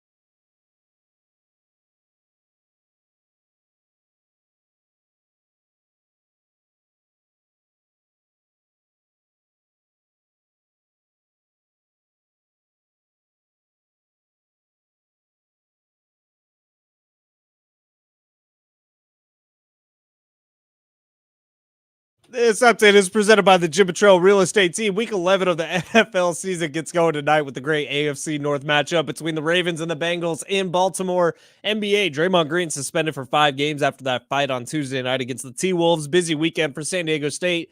Basketball heading to Vegas for a preseason tournament. They open up with St. Mary's on Friday. Then it's either Xavier or Washington on Sunday.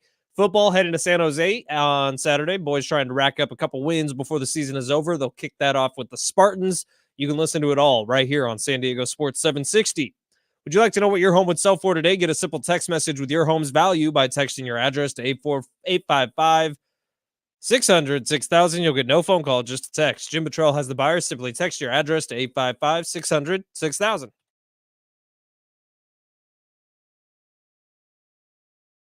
It's Big Rich, TD Fletch. It's San Diego Sports 760. It's we've been outed. Yeah, we've been outed. I didn't out us though. I didn't say anything. Stood strong. I stood strong. I was like, oh man, that's crazy. So this is what happened. So we've been making double strength coffee. Naturally. Okay. Yeah, naturally. So the coffee, we've talked about it here a lot on the show. We feel like the single bag, the sign says 1 bag per brew. We feel like there's clearly not enough coffee in this bag. It needs more. We found that just doubling up makes a nice cup of coffee. So LaDonna Harvey from Cocoa News, while I'm in the kitchen getting coffee, and I was thinking, there's now a new thing of coffee being brewed. And I'm like, oh man, the double strength coffee's gone? That's terrible. And LaDonna Harvey says, yeah, I don't know. Some F-bomb. Yeah, is making double strength coffee. And I don't know, it's like double strength Colombian. I have to pour it out every time I come in here. They don't even bother to put a sign on it that says, hey, this is S coffee. Don't drink it. I hate her so much. Yeah. I hate her so much. I literally went, oh man, that's crazy. And then left immediately. This stinks. Like everybody's screwing up our good plans here. It's by our own carafe. I'm going on Amazon right now. I'm buying a carafe. Carafe? How do you say that word? I don't know. Carafe. In America, Carafe. we say carafe. We say carafe. We don't call it a friggin' giraffe. Yeah, we call it a giraffe. It's not a giraffe. It's not a giraffe. It ain't a giraffe. It's a damn giraffe. We're going to buy a carafe. That's right. That's what we're going to do. Are we going to buy a carafe and then brew our own coffee and then bring it in here? I love. Are we going to have a full coffee bar? This is so gross. This said buy a carafe for hot liquid. Yum. Dude. Now, the problem that I'm foreseeing with this is we also have to clean said carafe. Why? Which those ones get cleaned. But by whom? Oh, dude. Those never get Yeah, cleaned. they do. Let me tell you something. We write our name on it, and then you just leave it in the sink. Somebody else's problem. You know what? That's a good call. Just put our sticker on it. So tonight, Ravens-Bengals, huge game. This one's in Baltimore. Lamar Jackson's been playing really good football. Joe Burrow kind of starting to look like Joe Burrow once again after the last few weeks. Right. Rich, you asked the question before we went to break there. Who is this game more important to? What are the consequences more so for a loss in this one? For me, without a doubt, this game is more meaningful for the Bengals. It's a road game, prime time. They need a win desperately. They just lost to a team that they were supposed to beat. Like when you look at the schedule and you circle games, the Houston Texans would have been a win for Cincinnati Bengals. But you look at this game tonight, they're last place in the AFC North right now. Yeah, they need a win. I agree with you. And because of that, they're sitting at last place. The Bengals need to start racking up some wins. I fully believe the Browns will fall apart here. Yeah. I mean, especially they don't have Deshaun Watson. They got some problems. The Steelers, for some reason, they keep winning when they shouldn't win. Yeah, and I can't count them out. I feel like they're going to figure something out here. The Bengals have to win to start climbing out of this bottom place spot. I mean, to me, it all is on the Bengals. Really quick, the carafes in there God. Are they like 2 liter or like 2.5 liter or 3 liter? If you're gonna eyeball it, I mean, no, 3 liters too big. I would say 2 liter. Like think of like a 2 liter Coca-Cola thing. So you think that coffee maker makes 2 liters of coffee? America. Is there one that's filled with ounces? Yeah, dude. See, this is my problem. Oh, actually, there it is. It 20 cups, 85 ounces. 85 ounces. Sure, that sounds right. Oh no, 64 ounces is the 2 liter. 64 ounces. Is it 64 That ounces? sounds right. I don't know. Because What a el- gallon. What's also crazy about this Ravens season, they still haven't had their bye week. One of the last teams in the NFL hasn't had it yet, and they won't have it. They get the mini bye this week because they're playing on Thursday. Then they'll play on the following Sunday, but then they get their bye. Yeah. So the question to former player Rich Ornberger and analyst Travis Dale, would you rather have the bye later in the season or earlier? I smack in the middle Right in the makes middle. the most sense. But if you're able to stay healthy, wouldn't you like it later? I think I would. Well, I've been on a team where we had a super late bye, and it was later in my career. It might have been while I was with the Chargers. It might have been like a week 11 bye week, and it sucked. It really sucked. Like, you want it sooner than that. It's in the sweet spot when you've played about 7 or 8 games. You really are starting to get those, like that 1,000-yard stare a little bit, not to compare it to the military, but you're just like, man, we've been in it for a while now. I would hate to have the week 4 bye. Yeah. I think I would it's just despise so it. By the way, an early buy is even worse. An early buy, like a week 4, week 5 buy. Oh, you're just getting started. No, yeah. Like the juices are flowing, the energy's there. But I feel like it's a momentum breaker. It's not good. But yeah, like week 9, 10, 11, even 11 feels late. 9 or the 10. Ravens have it week 13. Yeah, it's brutal. Yeah, that's brutal. rough. It's a long wait. Especially if you have to continue to fight here to make the playoffs. So, I mean, ideally, if you have the thing have a bye in the middle of the season, you do well leading up to that bye. You continue to do well because now you're fresher off the bye.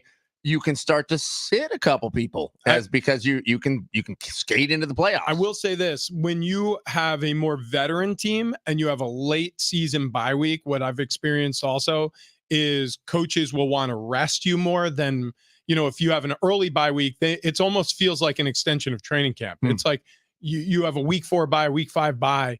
Everybody still has that mindset, like, we got to get so much better. By week 13, like, the die is cast. You are who you are. So there's no, like, you can get better. I'm not saying nothing's static. You can get worse. You could get better.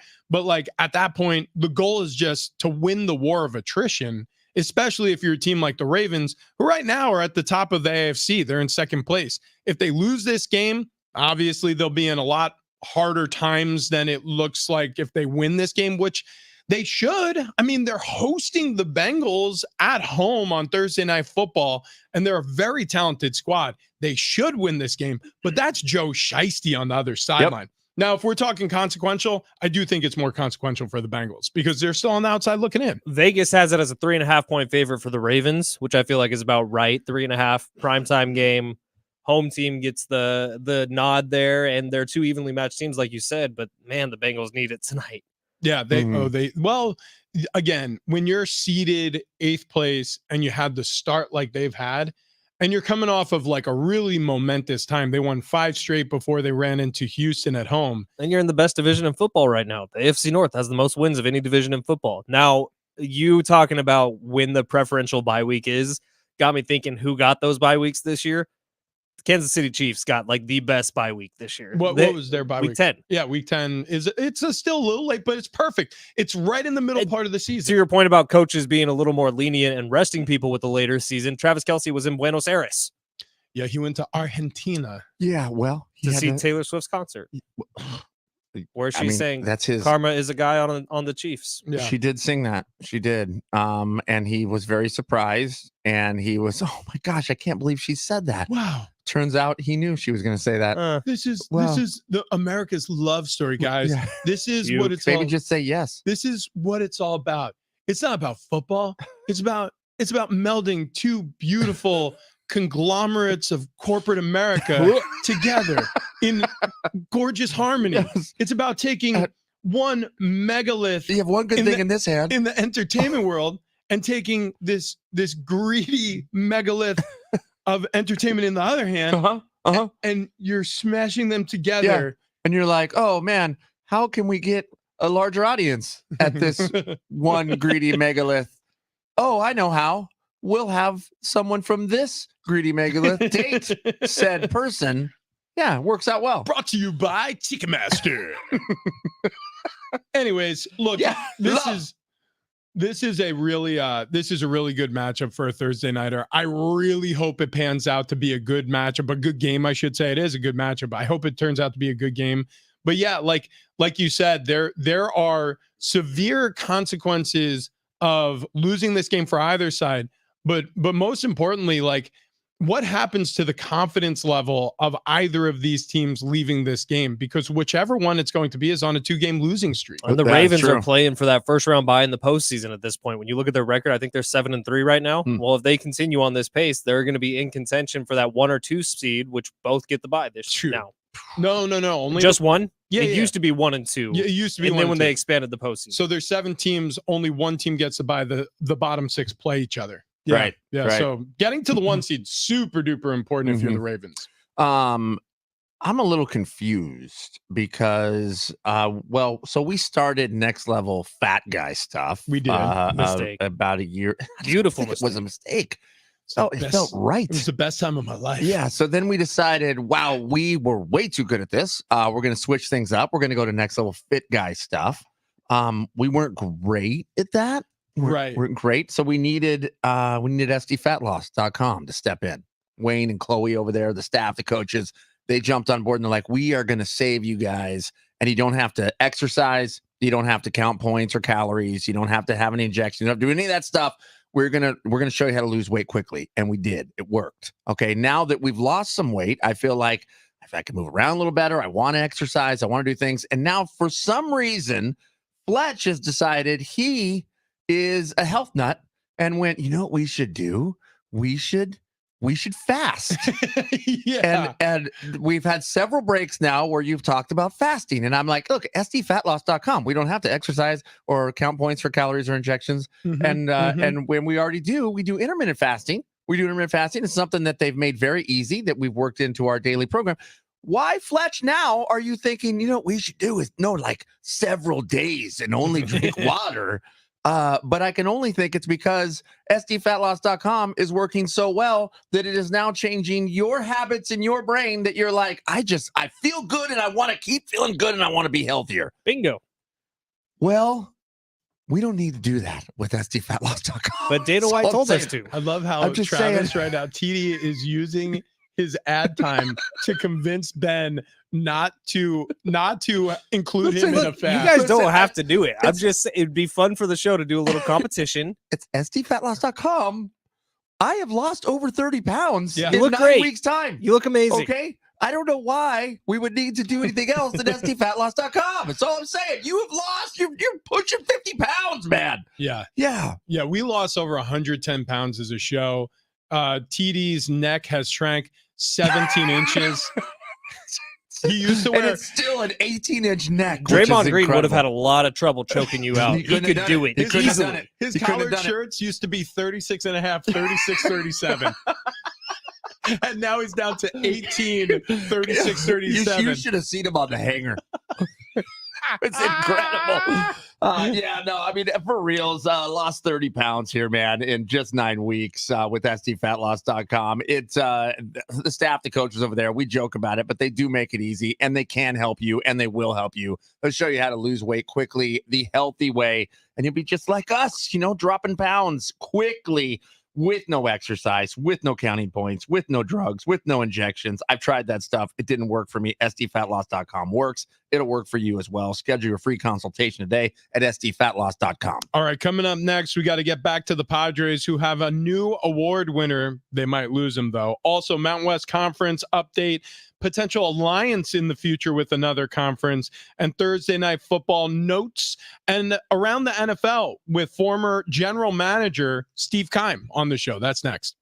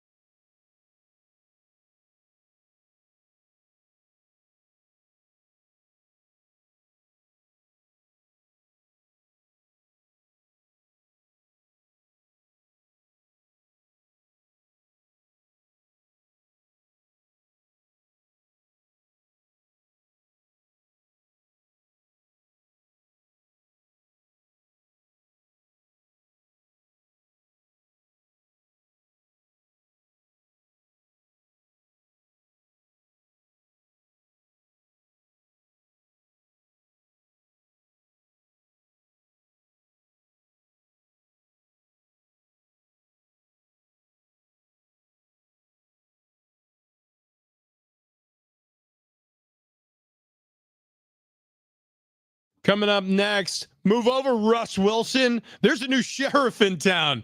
We'll explain on the other side.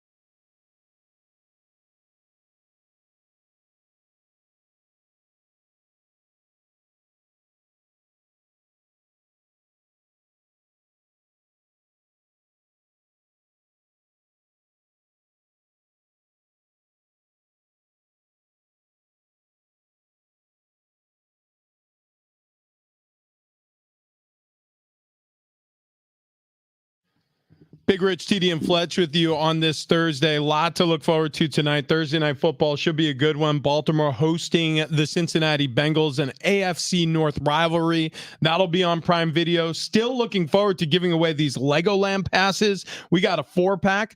Legoland Holidays is presented by Hallmark Channel. Celebrate November 18th. That's this Saturday, all the way through to January 7th with festive characters, shows, food, snow, and more. Legoland.com/California for details there. Also, we have Aztecs basketball tomorrow taking on St. Mary's in Las Vegas. Start the tournament there. Tip off 6:30 pregame. Going to be an early one. Is it a 5:30 pregame start? No, I think it'll be at 6. Right after John Unless and Jim. things change. Yeah, it'll go John and Jim straight into pregame. Now, John is going to be in Vegas because Teddy's going with you to San Jose. Yep.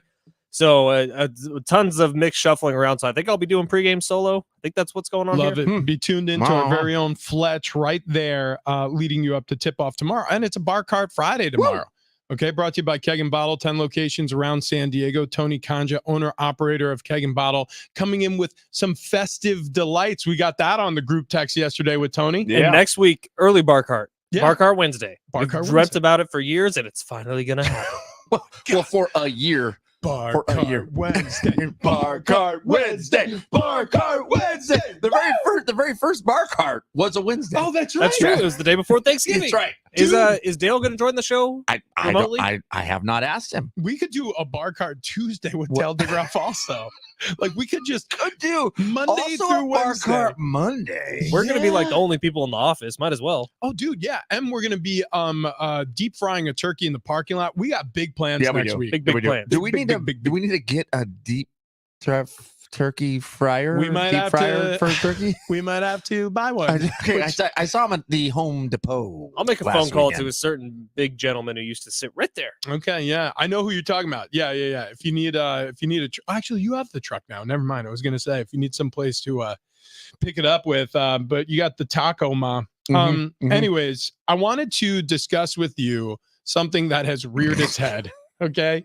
So everybody's been very critical of Russell Wilson this season. Okay. Everybody and last season. well, excuse me. Thank you. Yes. Nathaniel Hackett. I think he took some of the blame, and that's fair. But Dirty hands all over Russell Wilson. Sean Payton came in, 20 of them. and this season has really done some nice things with Russell Wilson. When you start to look at his stats, Russ's stats are better than Mahomes. Russ is a better quarterback than Patrick Mahomes. statistically. That word's important. Statistically. You do have to qualify. I know it's important. That is a very Statistically. operative word in that sentence. By the way, the names that are being thrown out for MVP this season, Brock Purdy. and not statistically better than Russell Wilson, which is odd. So what's happening with the Broncos is, in spite of what everybody may think about Russell Wilson, is he's actually playing really good football. Mhm. And despite of what may have happened at the start of the season, the Broncos are actually coming on pretty strong right now. And so you start hearing, or going back and rereading, I should say, all of these posts on X about how Russell Wilson, this is the worst contract ever. And that's starting to change. That narrative is starting to shift, and more shifting toward what I've been saying for a while now, which is this Deshaun Watson contract. How many bathrooms does he have? I don't know how many bathrooms Deshaun We can Watson has. find that It's out. important, though. Yeah, but Russell Wilson has 12, and that seems like too many for a 3-bedroom house. Our guy Colin Cowherd made a really good point I don't yesterday know what on he his eats. show, Yeah. talking about Deshaun Watson's contract. And he was like, if you look back at the NFL, Brett Favre, Aaron Rodgers never had a fully guaranteed contract. And it's because the Packers were never in a super desperate position, and that the Cleveland Browns were so desperate that they had to make certain, what's the word? Concessions when bringing Deshaun Watson in. So desperation is never a good battle strategy. No. And by the way, we're going to bring this up with former general manager in the NFL, Steve Keim, next hour. He's going to join us, and we'll be able to pick his brain about this. You know, a contract like that, a trade package like they sent to Houston to get Deshaun Watson in the first place. I mean, if you look at the tale of two sides of that trade now, Houston has a future. Like, they have one of, if not the best quarterback in the NFL right now in CJ Stroud, playing with relative anonymity and doing great things. And think about what they'll be able to do in the draft this year. Oh my gosh. They'll be able to get wide receivers near the top of the draft because other parts of their lineup are already shored up. And other parts of that deal are still paying Right. off. The parts of that trade package with Cleveland. You look at Cleveland, they're barely hanging on to a mediocre record because their defense is so great, but they've been relying on Deshaun Watson to deliver on this deal. He has yet to. Yep. And the deal he made with his house was $5.4 million, 17,000 square feet, 5 bedrooms, 7 bathrooms. Only 7 bathrooms. Yeah, Big not mistake. good He enough. needs Not good. 5 more. Yeah, He needs 5 more at least. Pretty small. I'll say this about this contract. I think it may end up going down in NFL history. And I said this 2 weeks ago as the worst contract ever signed. And it's not even necessarily because Deshaun's bad. He has not been available to play. Started this contract suspended, came back and looked rusty, has been hurt all season so far. Why are we giving Deshaun the pass? Like, there are so many quarterbacks who are like, oh, he's made of glass. But what? Deshaun Watson, like this steeple of morality in our community? Because people don't like talking about him. The Yeah. name still gives people the ick. And other GMs and owners around the league, by the way, are fist pumping the worse this contract looks because now they don't have to give fully guaranteed contracts to the next round of quarterbacks who come up. Cautionary tale. Well, there's been a couple contracts signed since then that weren't fully guaranteed. Right? Yeah. Joe Well, Burrow, true. Justin Herbert, no, they're not. This was such a weird contract that the Browns gave Watson. Well, Lamar Jackson wanted the Deshaun Watson contract, and that's what he held out for, fought for. So I mean,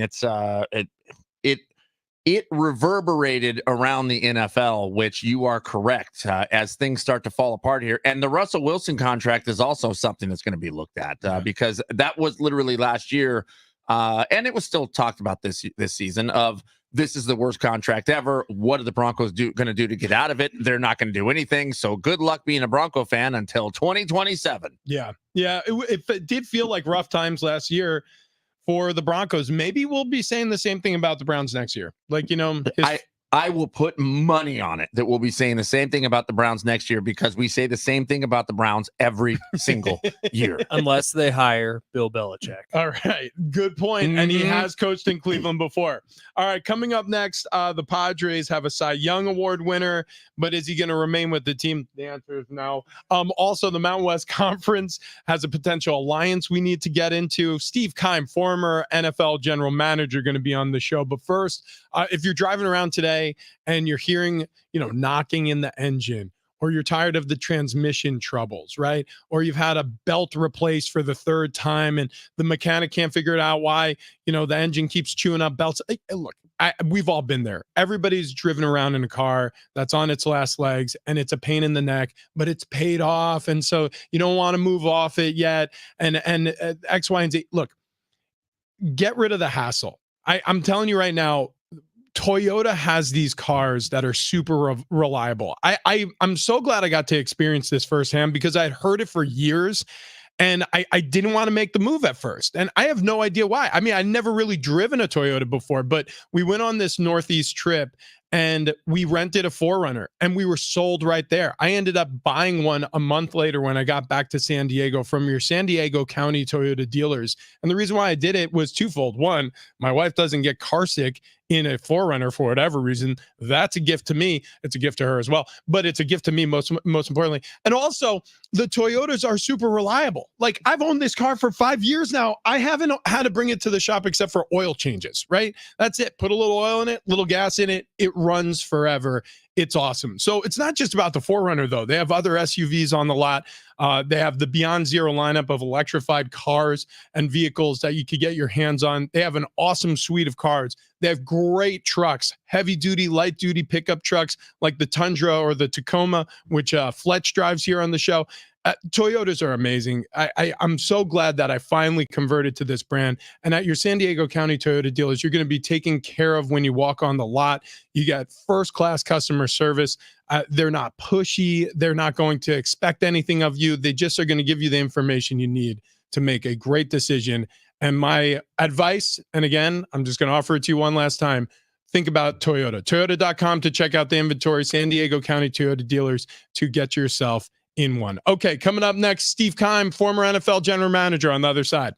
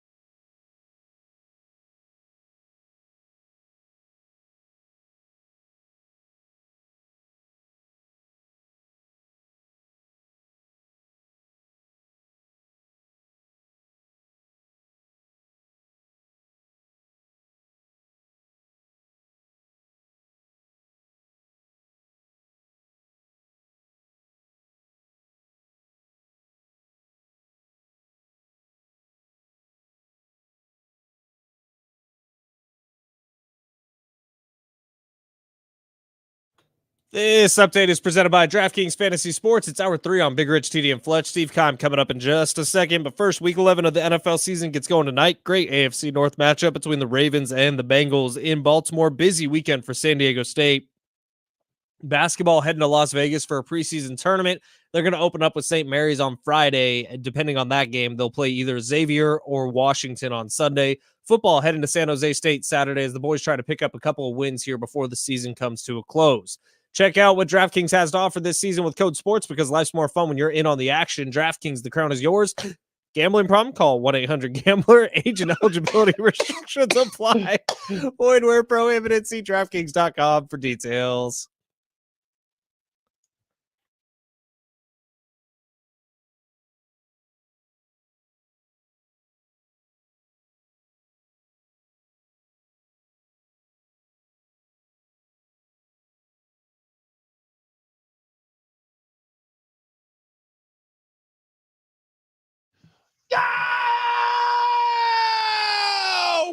Woo! Happy Thursday to those who celebrate. Our studio smells like farts. We're not sure what's going I don't on. know. I literally just asked Rich. I'm like, is that you? Yeah, every 8 o'clock hour though, we get overtaken by a strange aroma in the studio. I hope no one walks in. They would definitely think it was Dude, us. hang on a second. I remember it was less than a year ago. We had a paranormal expert on our show. That's true. Ghost farts. And it could be ghost farts. It could be. We need to get her back on and have this discussion. It's a good call. It could be somebody upstairs too. Just maybe there's like an empty tube up there. Just and blasting into a floor vent. Well, go check it out. Imagine? There's the vent is like right behind those lights. If you stand under it, you can feel the air coming down. See if it smells like I farts. don't really want to get close to the vent right now because I mean it's getting worse as we speak. we may pass out. You know what? Wow. We are right below the upstairs restroom. Good. I wonder if something's just going to pour on us here. Great. That's good news. My That is studio smells fine. super You good should news. walk in here and take a whiffer. Yeah, dude. Yeah, it's pungent. there's something happening, and usually I don't notice it unless we walk out and walk back in, and not today. Not today. It's happening. Yeah. Good morning. Yeah, Yeah. That is- she right. How's She that read- coffee? That's Mhm. pretty that's pretty intense there, Chubbs. You know what That's else is pretty intense? damn intense. You know what else is intense? What's that? Camping. Lap. Yeah, you got to take a lap, and you need to get it in quick because Steve Keim's jumping on, former NFL GM. All right, we're gonna get to Steve in just a few minutes, but first, Blake Snell, Cy Young Award winner. Okay, Padres got their next award winner, so they have a Silver Slugger and their outfielder Juan Soto. They have 2 Gold Glove winners in Fernando Tatis Jr. and Ha-Sung Kim, and now they have a Cy Young Award winner in. Don't forget Blake Silver Snell. Slugger. I already mentioned it. Okay, good. Yeah, Juan Soto. So here's the deal. It's great. It's awesome. It goes down in Padres history. He gone. However, yeah, he's most likely leaving. Oh, definitely leaving. He's going to chase the money, and we don't blame him. TD's back, by the way. He's catching his breath. I'm breathing in so much of that fart air. And the other thing of it is 82 and 80. Like you got to remember, like with all that effort, you know, just over a 2.2 ERA. Not good enough. 82 and 80. That sucks. I mean, it's great. Don't get me wrong, but like, it's sort of like when you measure and balance everything. I would rather him have a 4+ ERA and the Padres be World Series winners. I'd trade that any day. without What a a doubt. depressing baseball season this was. Yeah. Look, it's a good thing the Padres just don't need pitchers. Right? So- yeah. They have exactly 2. Well, That's enough, right? technically, yeah. I Only mean, need one. if Snell walks, they're down to Musgrove and Darvish. Yeah, Lugo and who's the other guy? Why am I Oh, blanking? Yeah. Waka. Thank Michael you, Waka. Michael Waka. Which Are both most also likely gone sounds like Michael Walker's walking. Which also made fun of Michael I mean, is it Walker. Another lap. Another Did he lap? just do it again? How Did could you you just Did did you make a dad joke about Waka's last name? He just said Yeah. Waka's walking? Waka is walking. Get the hell out of He here. did it on I don't know purpose. if I can do another. Yeah, you can. I can't God, believe this is I'm gonna die. this is 2 dad joke laps for TD. This is yeah, no, this is the first time we've ever done 2 in a segment. Oh, he's gonna pass out. Wow. Do we have oxygen takes? No, we just have fart air being vented into the main Or studio. defibrillator. Yeah, holy God. Yeah, so look, the Padres are in bad shape from a pitching standpoint. All of this sort of falls I don't know. In my opinion, in my mind, it sort of fades behind the main story, which is Peter Seidler has passed away. And it's very difficult to get beyond that and really concentrate in any meaningful way on a managerial search. Of course, now all of that makes more sense. The fact that, look, they obviously want to make the right decision at manager, but they also had an owner who was on his deathbed. It's also everything becomes secondary immediately with the Padres, and it's like the managerial search was supposed to be over by midweek this week. Well, that's today. Yeah. But now it feels like I don't care if they don't announce manager today. I don't care if they announce one this week. Yeah. I agree.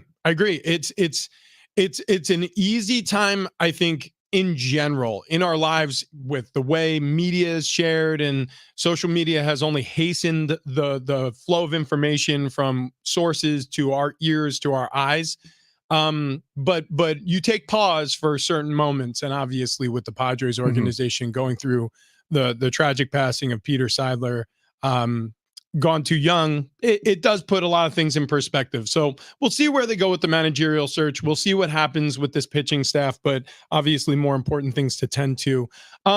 Speaking of building teams and off seasons and trades and accumulating talent, we have the gift to be joined by here former NFL general manager Steve Keim, who's going to be joining us on the show. We've got a great matchup for Thursday Night Football here. Ravens going to be hosting the Bengals. Looking forward to that on Prime Video later tonight. But we definitely want to pick a talent evaluator and somebody who's been around these ranks in the league for a long time and get his thought process on a lot of what we've seen and already discussed today. So with that, we welcome in Steve Keim. How you doing this morning?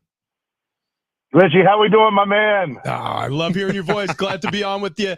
Thank you for hopping on the radio show. So listen, buddy, we're talking about New England Patriots. A lot of people have a lot of opinions on how to handle the Belichick situation. Look, it's a 2-8 record. It's not good. The quarterback play has regressed, obviously. But what do you do about Bill Belichick? What do you do about Mac Jones? Well, Richie, I think it's pretty simple in my opinion. I think number one, Robert Kraft and Bill Belichick need to sit down at the end of the season and see what his vision is, what direction he has moving forward. I don't think Bill Belichick has a coaching problem. I think he's got a player problem. Bill Belichick has built the equity and deserves to have the right to have a plan, to have a vision in place. Mac Jones does not. Mac Jones has failed. Mac Jones has not played up to expectations. He hasn't played with any consistency. Players like Mac Jones are easy to move on from. Bill Belichick is obviously a Hall of Fame coach and again has built the equity within the organization to have the right to have a plan in place to present to Robert Kraft. Now, the area I think that Bill Belichick needs help in is the personnel department. Is a guy to have a strong GM, to have a strong personnel guy. For many years, Bill has handled that position as well, which at this point in time I think may be a little archaic. And certainly needs somebody in there to have a strong opinion from a personnel standpoint and to be able to lend him some help in that area. And there's no doubt, again, it's about the X's and O's. It's not about the X's and O's. It's about the Jimmies and Joes. We've all heard that many times before. No doubt. Steve, let's talk about Arizona Cardinals. Can you please explain what you think the thought process is out there in Arizona these days? Because, look, we got they cut McCoy right before the start of the season. They trade for Dobbs. He plays well. They trade him away. They got one win. Now we got Kyler Murray starting. I mean, what is going on? Well, I think they wanted to make sure Kyler was completely healthy when he came back. A guy that has that kind of contract, you don't want to have, a guy playing through any type of injury or setting himself up for failure. And I think they waited to the right time. And obviously he did a nice job this past week, secured the win. And now maybe hopefully he can stack a few more of those together and they can decide and realize that this is a guy they want to continue to build around. I think that was certainly up for debate within the new staff's opinion. And, I just think that the more they spend time with Kyler, the more they continue to see him through a different set of lenses, working daily and day in and day out. I think they have the opportunity now to be convinced that he is the guy moving forward. It's obviously a good quarterback draft and a number of opportunities, but if you stack enough wins up there, you're going to put yourself certainly out of the top few quarterbacks range anyways. So again, I think it's a good thing if he continues to stack some wins together as much as it's late in the process, again, just to build that equity as well for himself as the franchise quarterback. Steve, when you take a look at this Deshaun Watson contract, you look at it, and I think other front offices and GMs around the league are fist bumping a little bit because they're seeing Deshaun not playing football but still having a guaranteed contract. So do you think that this is a mistake that will never happen again in terms of quarterback contracts being fully guaranteed the amount that went to Deshaun Watson? Yeah, again, that contract posed quite a tough time for me when I was doing the Kyler Murray contract. Yeah. It really was an outlier. And, when you have contracts like that and you have to use them as comps, it sets a really bad precedent for other teams and the National Football League in general. So, but at the same time, you guys got to understand when you go through a tough time and you're trying to find a quarterback, desperate times, seek desperate measures. And again, whether you call it a mistake or not, bottom line is they were desperate. And in some situations like that, guys, you got to be honest with yourself and say they probably had to do it for the kid to say yes. I think there was a few other teams that Deshaun had at the top of his list.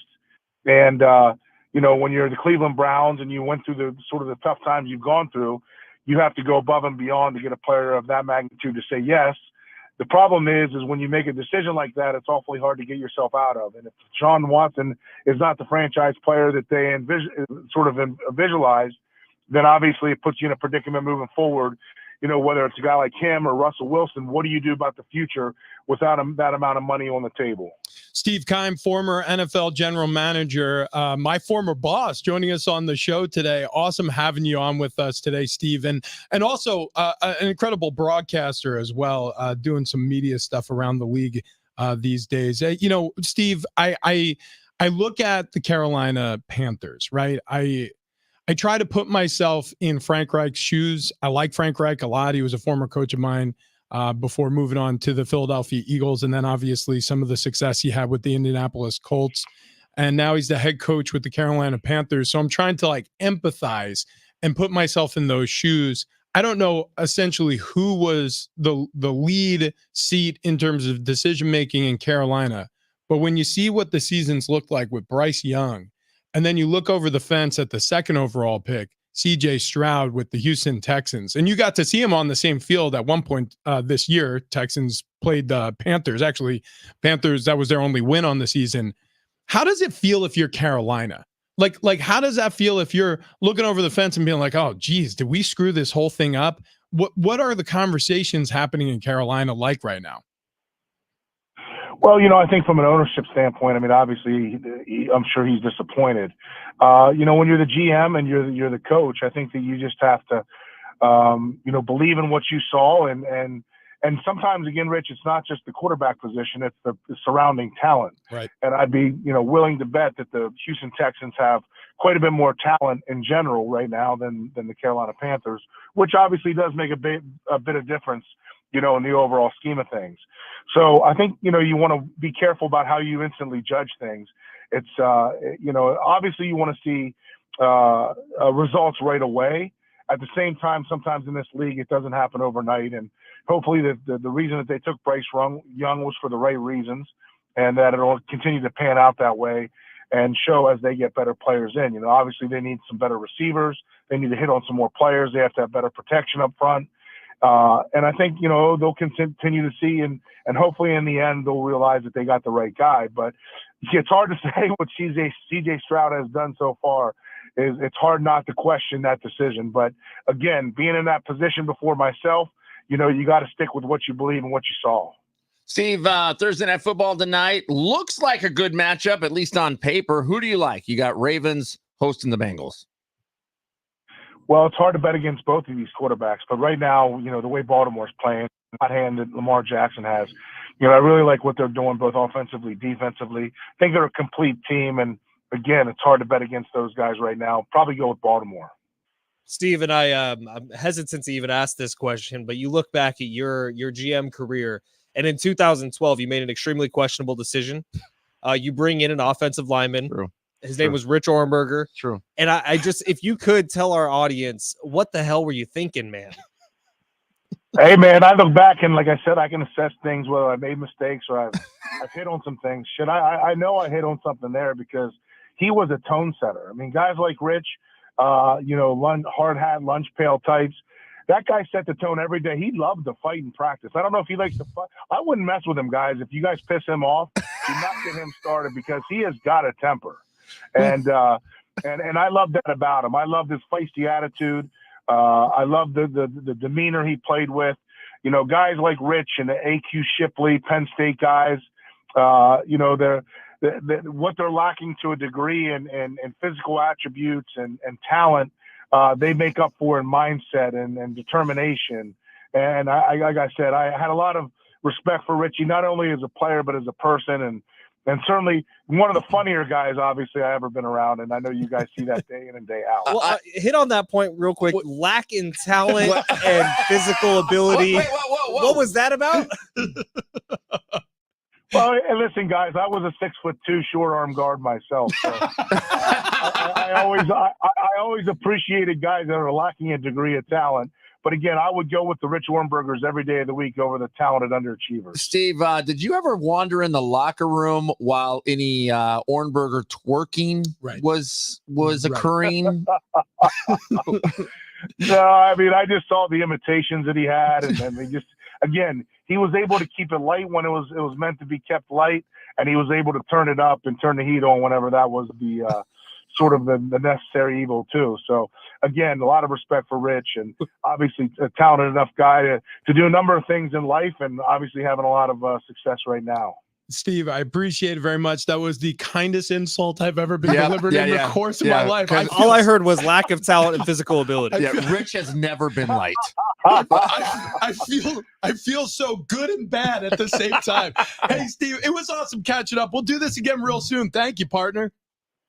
Let's do it, fellas. Great talking to you. There you go. Steve Keim, former NFL GM. Again, regrettable decisions were made over the course of his career, and we're all understanding of that. That was great. It was so much niceties packed into that one thing. The GM came out and said lack of physical talent and athletic ability. I think you're an athlete, pal. Yeah, that's I mean, look at you. I see physical ability just oozing out of your pores. That's right. Athlete is a word that a lot of people use, and they often don't look at the definition of that word. It's a wide definition. You have tons of physical ability. And talent also, talent can mean a whole lot of things, guys. So I think true. Look, I mean, honestly, that whole assessment was really just a word salad. He was just putting things together for the most part. Except for when he would talk about how mean and how determined I was. Yeah, you know what? Yeah, he did say you have a temper on you, and I don't think we've seen the temper here. I would like to see it. I would too. I feel like it would be like Will Ferrell from the other guys. Gator don't take no S. You know what? Tomorrow, I'm going to try as hard as humanly possible to really piss you off. No, it's impossible. I want to flip the switch. Give me Mean Rich. It's better. I said no pickles. I mean, Hardwick used to talk about it. He was like, no, I've locked that monster away. That was the NFL monster. I would like to see that monster. It's better. The quote I love the most about the former life I lived is it's better to be a warrior in a garden than a gardener at war. So that's what I am now. All right. I've hung up the samurai sword. Oh, you soft baby back bitch. And now I'm I have these little baby carrots in rows. They're right there in my backyard. And I have a tomato plant and they're beefsteak tomatoes. Have you ever seen carrot seeds? No. They're like dust. Are they? That's weird. You know what? I've been eating a lot more vegetables lately, and it's all thanks to sdfatloss.com. Yep. I have that tiny little garden, and I have my little pumpkin patch. Tiny little I want to see you rage. Tiny little rake. been eating a lot of gourds. Let that fury free, bro. I'll tell you what. Wayne and Chloe let the fury fly on me when they saw my first weigh-in with SD Fat Loss. Miss Chloe pulled no punches. She goes, "We've got some work to do. We definitely got some work to do." Yeah. She's like, "What do you like? Ice cream, you big fat piggy?" And I was just like, "No, I do." Oink for me. And she was like, "Yeah, oink, little piggy." I'm like, "No, this is very inappropriate." She's like, "No, that's none of that happened." Chloe was really sweet. So she got on the initial consultation with me and my wife, Ann, and the way she described it to us was, look, it's about sticking to a plan, and we're going to lay it all out for you. You can ask us questions anytime.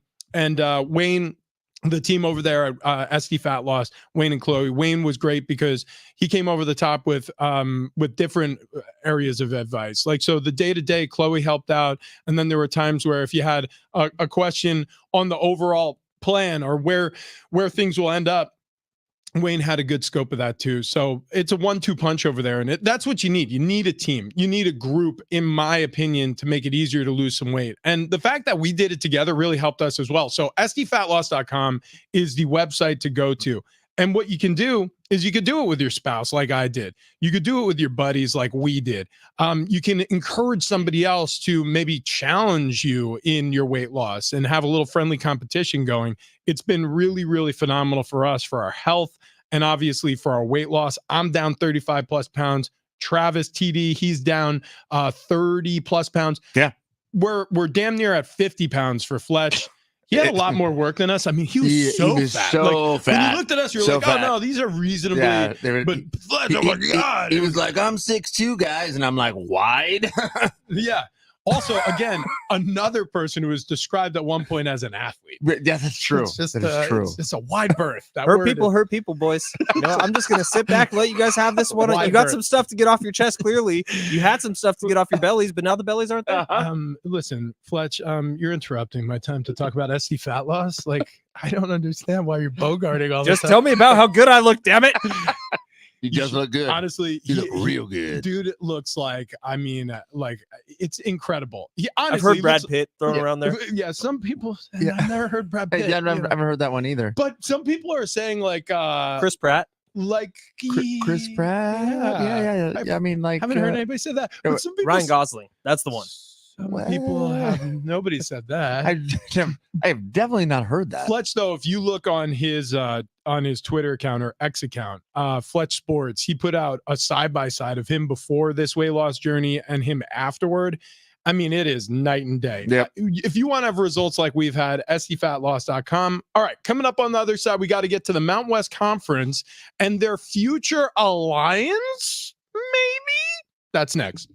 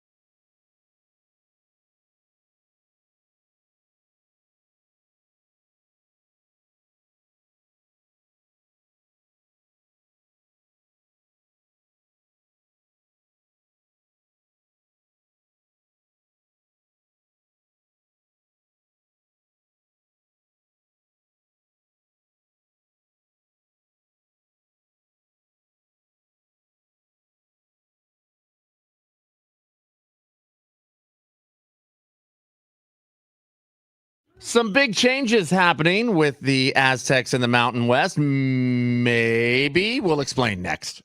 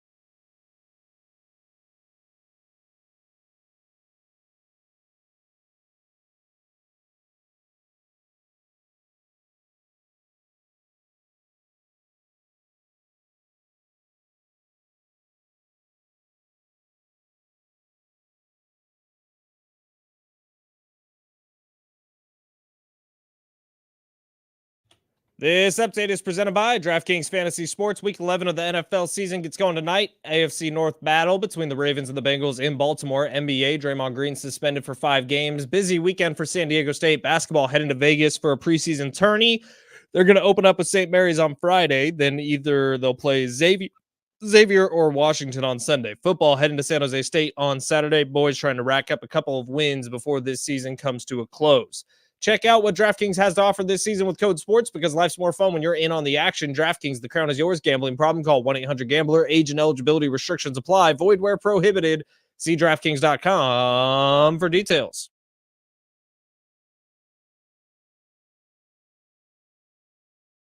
Big Red Seating and Fletch, San Diego Sports 760, and we still have that family 4-pack of tickets to Legoland, California, because Legoland holidays are here, so we're going to be giving those away this segment. You got to keep it tuned in because it could happen at any moment. That's right. We're going to give you a little clue. Be listening from now until we announce it. Because you're gonna, how do you like that? Because you're going to need something that we say, and you're going to need that coming up here very shortly. Mm-hmm. Okay, Mountain West Conference is going to potentially be joining forces with the remaining members of the Pac-12. Pac-2.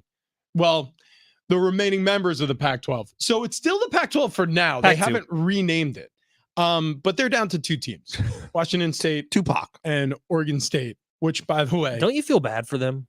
Like all their friends left, and now they're just Will Smith in the last episode of Fresh Prince of Bel-Air. Like you see the studio cameras and the lights as the camera slowly zooms out, and Will's just like, "Yep, it's just him all by himself." That was a good way to end that one. By the way, R.I.P. Dr. Phil or Uncle Phil. Uncle Phil. Uncle Phil. Uncle Phil. That got announced. Uncle Phil was also the voice of Shredder on the Teenage Mutant Ninja Turtles cartoon. That is awesome. That is an awesome little factoid. Thank you. No lap necessary. None for that one. Shredder, really? Yeah. Interesting. Yeah, he did a bunch of voiceover stuff. So Will Smith is going to be intricately involved in this alliance. He's actually meeting with current Mountain West Conference presidents now. So the presidents around the Mountain West are actually meeting today to discuss this because this may happen as soon as this week, where an announced scheduling alliance between those two football teams, the programs left in the Pac-12, or the Tupac, which, by the way, is our code word. So hold on to that for a second. Yeah. Oh, that's perfect. Tupac is your code word. That's brilliant. We're going to need that in a couple of minutes here. Okay, so Mountain West Conference presidents meeting, you could have a situation where amongst Mountain West teams, they'll play 7 games against each other, and then 1 game each against either Oregon State or Washington State, and that'll make a 12-game schedule for those two teams. It'll obviously be enough to consider it a conference schedule for the Mountain West. How are we feeling at face value in this exchange? Look, it's money in the pocket of Mountain West schools, which I think is a good thing, right? You add a game that has a little bigger appeal to your TV schedule, broadcast, so CBS Sports or whoever it is going to like that, and they're going to pay more to get that. What I don't love about it is the fact that this is no longer counting towards your win total in the Mountain West. This will just be another game, and it'll take your Mountain West season down to 7 games, but still keeping that 8th game in there. I'll get used to it. It's fine, but I prefer that it'd be an 8-game schedule for your chance to get as many wins as possible to be at the top of the Mountain West. Yeah, I agree with that. I mean, if you're gonna merge this, mash it all together, and make them all count, I think that this is better for the Mountain West. I mean, I think it helps them adding these 2 teams in here. These are good schools to put in the mix, but make the games count. Yeah. I mean, well, here's the thing. They will count for Mountain West Conference teams. Like, they'll play for a championship at the end of the season. For Washington State and Oregon State, they won't have a chance to win a championship in conference because they don't have a conference. There are 2 teams who are looking for an alliance in order to have a chance to even schedule outside of going independent, and just getting on the horn and scheduling non-conference games with teams around the country, it's a tall ask, especially on short notice where dance cards are awfully full already for the 2024 season for most teams. So this really feels like it's going to happen to me, because the Mountain West, like you just described, Fletch, gets a bigger bite of the broadcast network money share, because with 2 more teams, more inventory, you're going to have obviously and better competition. Like Washington State and Oregon State are very good. Yeah. I think what Coach Dickert at Washington State and what Coach Smith has done with the program at Oregon State, Aztecs got an opportunity to play against them this season with DJ Uyunglele and that offense. They've Nicely done. That was impressive. Just like butter. Yeah, you just rolled that out. I can't tell you how many times I practiced that name in the mirror before that game. Uyunglele. I did half in post for that game. I just said DJU. Yeah, that's what Leitner started doing. I said it one time. I shortened his name. I was like, yeah, it was a great play by DJU. He goes, and that's what I will call him for the rest of the game. And I was like, yeah, because Uyunglele is quite the mouthful. Richard, can I buy a consonant? Anyways, I think both of those coaches have done a really good job with the Cougars football program and the Beavs. This is going to be a fun couple of years. Not to mention, the alliance is consummated. Now you got a couple of really badass stadiums in the Mountain West or the Mountain Pack or whatever, or the Pac West. Because Oregon State at Corvallis, they just have a brand new stadium. Beautiful. Yep. You were just there, Rich. Outside of the traffic getting in, was it not gorgeous? Yeah, and they're doing a lot of construction around that campus. A lot of investment being made in Corvallis. San Diego State, obviously, the Snap is a badass place. A lot of construction going on around Mission Valley right now. They're going to be building out their new innovation park. So, you know what that means.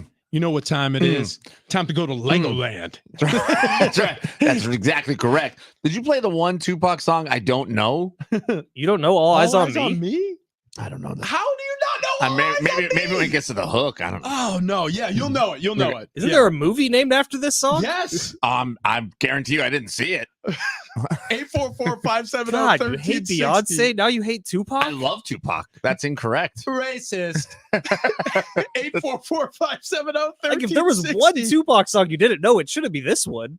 If you're listening to music, California Love would be the top Tupac song. You know the code word you got to call in with if you want Legoland passes right now for Legoland holidays going on from this Saturday all the way to January 7th. Call right now. Caller number 5 with the correct code word. Oh, you didn't go 2? Oh, wow. Yeah. Actually, yeah, let's do that. That's better. Change it up. Call number 2 with the correct code word, or the very next person with the correct code word. I feel like I was more of a Biggie guy.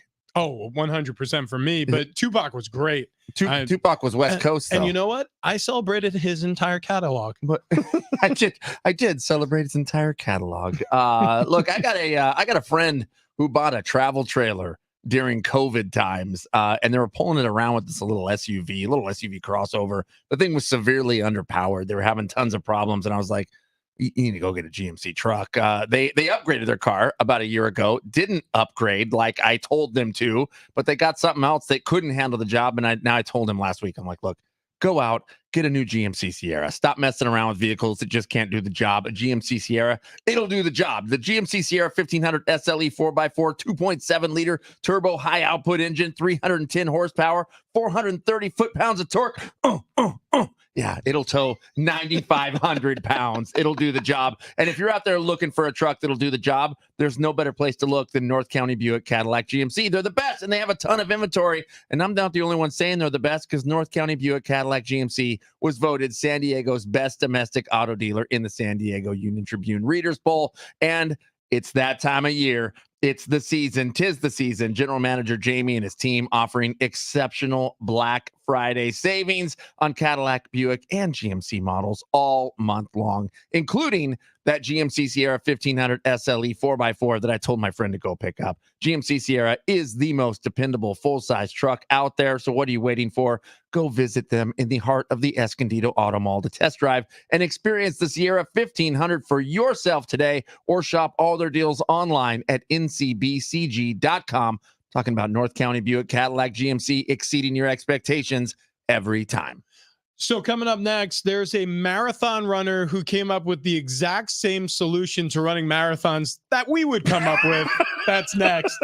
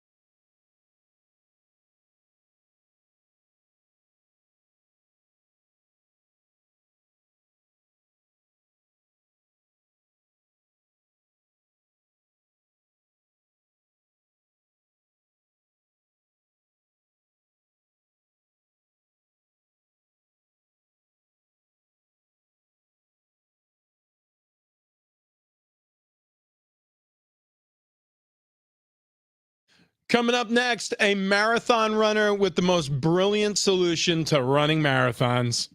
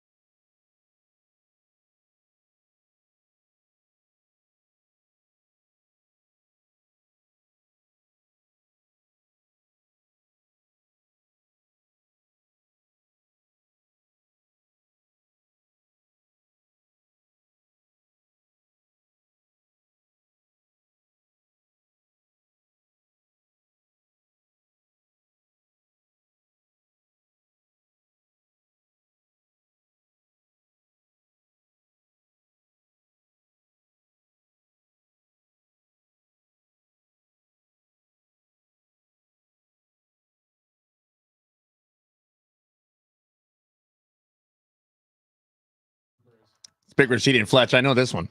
Is Heard this one. also Tupac? This is also Tupac and Jackson Brown. Hey, congratulations to who was our winner, by the way? John. Dedicated listener. We love you, John. Woo! Johnny. Cadillac enjoy John. Taking the family. Hashtag. Cadillac John. Take your family out to Legoland, California, 4-pack. We're going to have another 4-pack tomorrow. Hells yeah. Also, it's Bar Car Friday tomorrow. Double hells yeah. I can't wait. Looking forward to some festive drinks. So Mhm. we put Tony Kanja on the case, owner operator of Keg and Bottle, 10 locations around San Diego. Get your beer, wine, or liquor for the weekend there. We said, hey, Thanksgiving's coming up. Maybe something a little to to kick off the season spirit. And he goes, oh, I got you covered. Right. Hold my beer. You know what? Literally. What literally. And speaking of holding your beer, you know what you need in your man cave? What's that? A kegerator. Yeah, you do. I mean, we got a kegerator back in our office. If you don't have a kegerator at home and you want to get one set up, Keg and Bottle will get you hooked up. Yeah, they will. And that kegerator in our office was set up by Tony Kanja, Keg and Bottle. Mhm. We got 2 taps. Yeah, we got a 2-tapper. It's And what it takes. And I'll tell you right now, after a long, hard day of radio, I don't know, around the 9 or 10 o'clock hour, it's good to just tipple a couple back in your Right. office when nobody's Right. looking. It's a really cool service that they offer. So yeah, kegandbottle.com for more information there. All right. So there's a marathon runner who was involved in a race. It was out in the UK. The GB Ultras Manchester to Liverpool race. It Been happened following on, that since I was a teenager. I mean, I love it. I mean, I there's one thing I like to sit down and watch is a marathon. Well, not race. just any marathon. It's a 50-mile. It's an ultra marathon. Ultra marathon, 50 miles. So yeah, Josiah. We don't even get me started with this last name. It's Josiah Z. Uwe Lungalale. Yeah, that's right. Uwe Ungalale. Zakarzuski. Apparently admitted to using a car during the 2023 GB Ultras Manchester to Liverpool to race. So part of competition is obviously finding the margins, right? Right. You want to compete, but you also look, there's going to be people who are going to find some edges on you. If you ain't cheating, you ain't trying, baby. It's kind of that, right? You gotta, cheat a little bit. So I guess during the run, she decided to say, I quit. I'm done. She called an Uber. The Uber picked her up, took her 2.5 miles and dropped her off. She started running again. What I find fascinating about this story is it took her 2.5 miles in a car and she finished third. Yeah. So she finishes with a medal.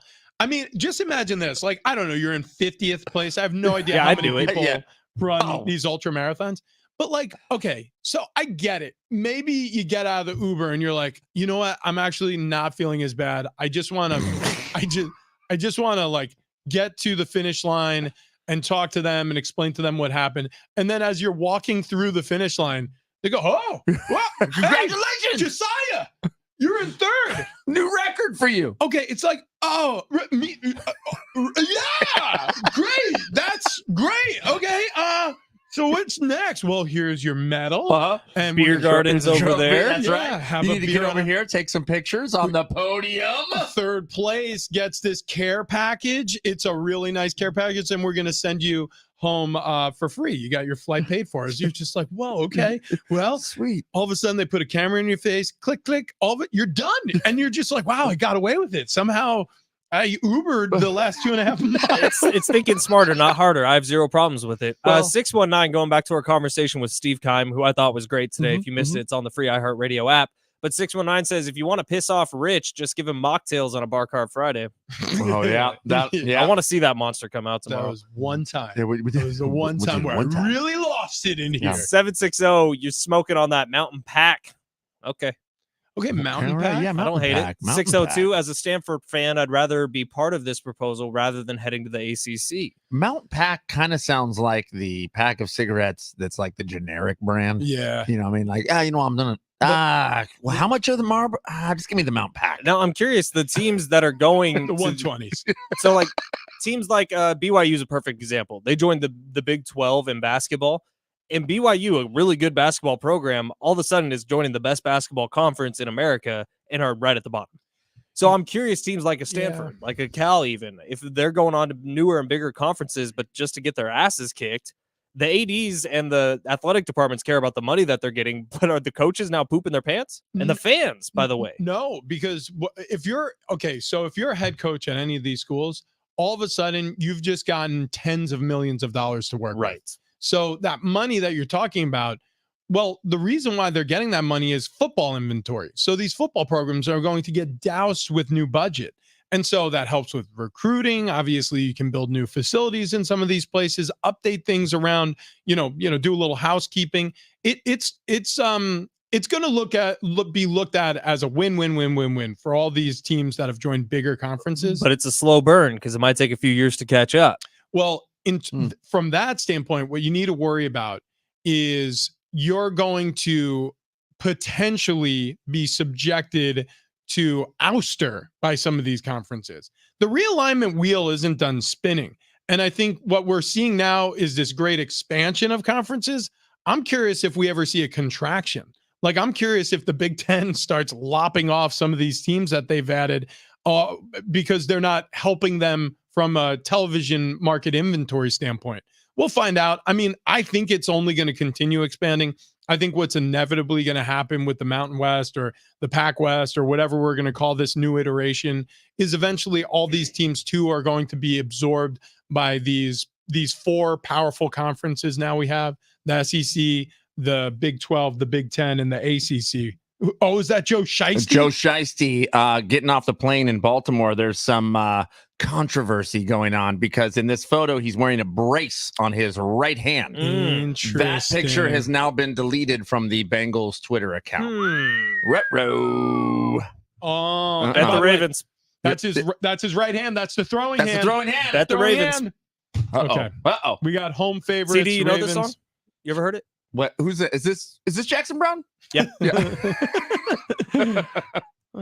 Big thank you to Steve Keim, who jumped on the show today. The quote I will remember from him the most was physically untalented. Was that it? No. He said tremendous athlete, gifted physically, super talented. As he was talking about You know Joe what? Burrow.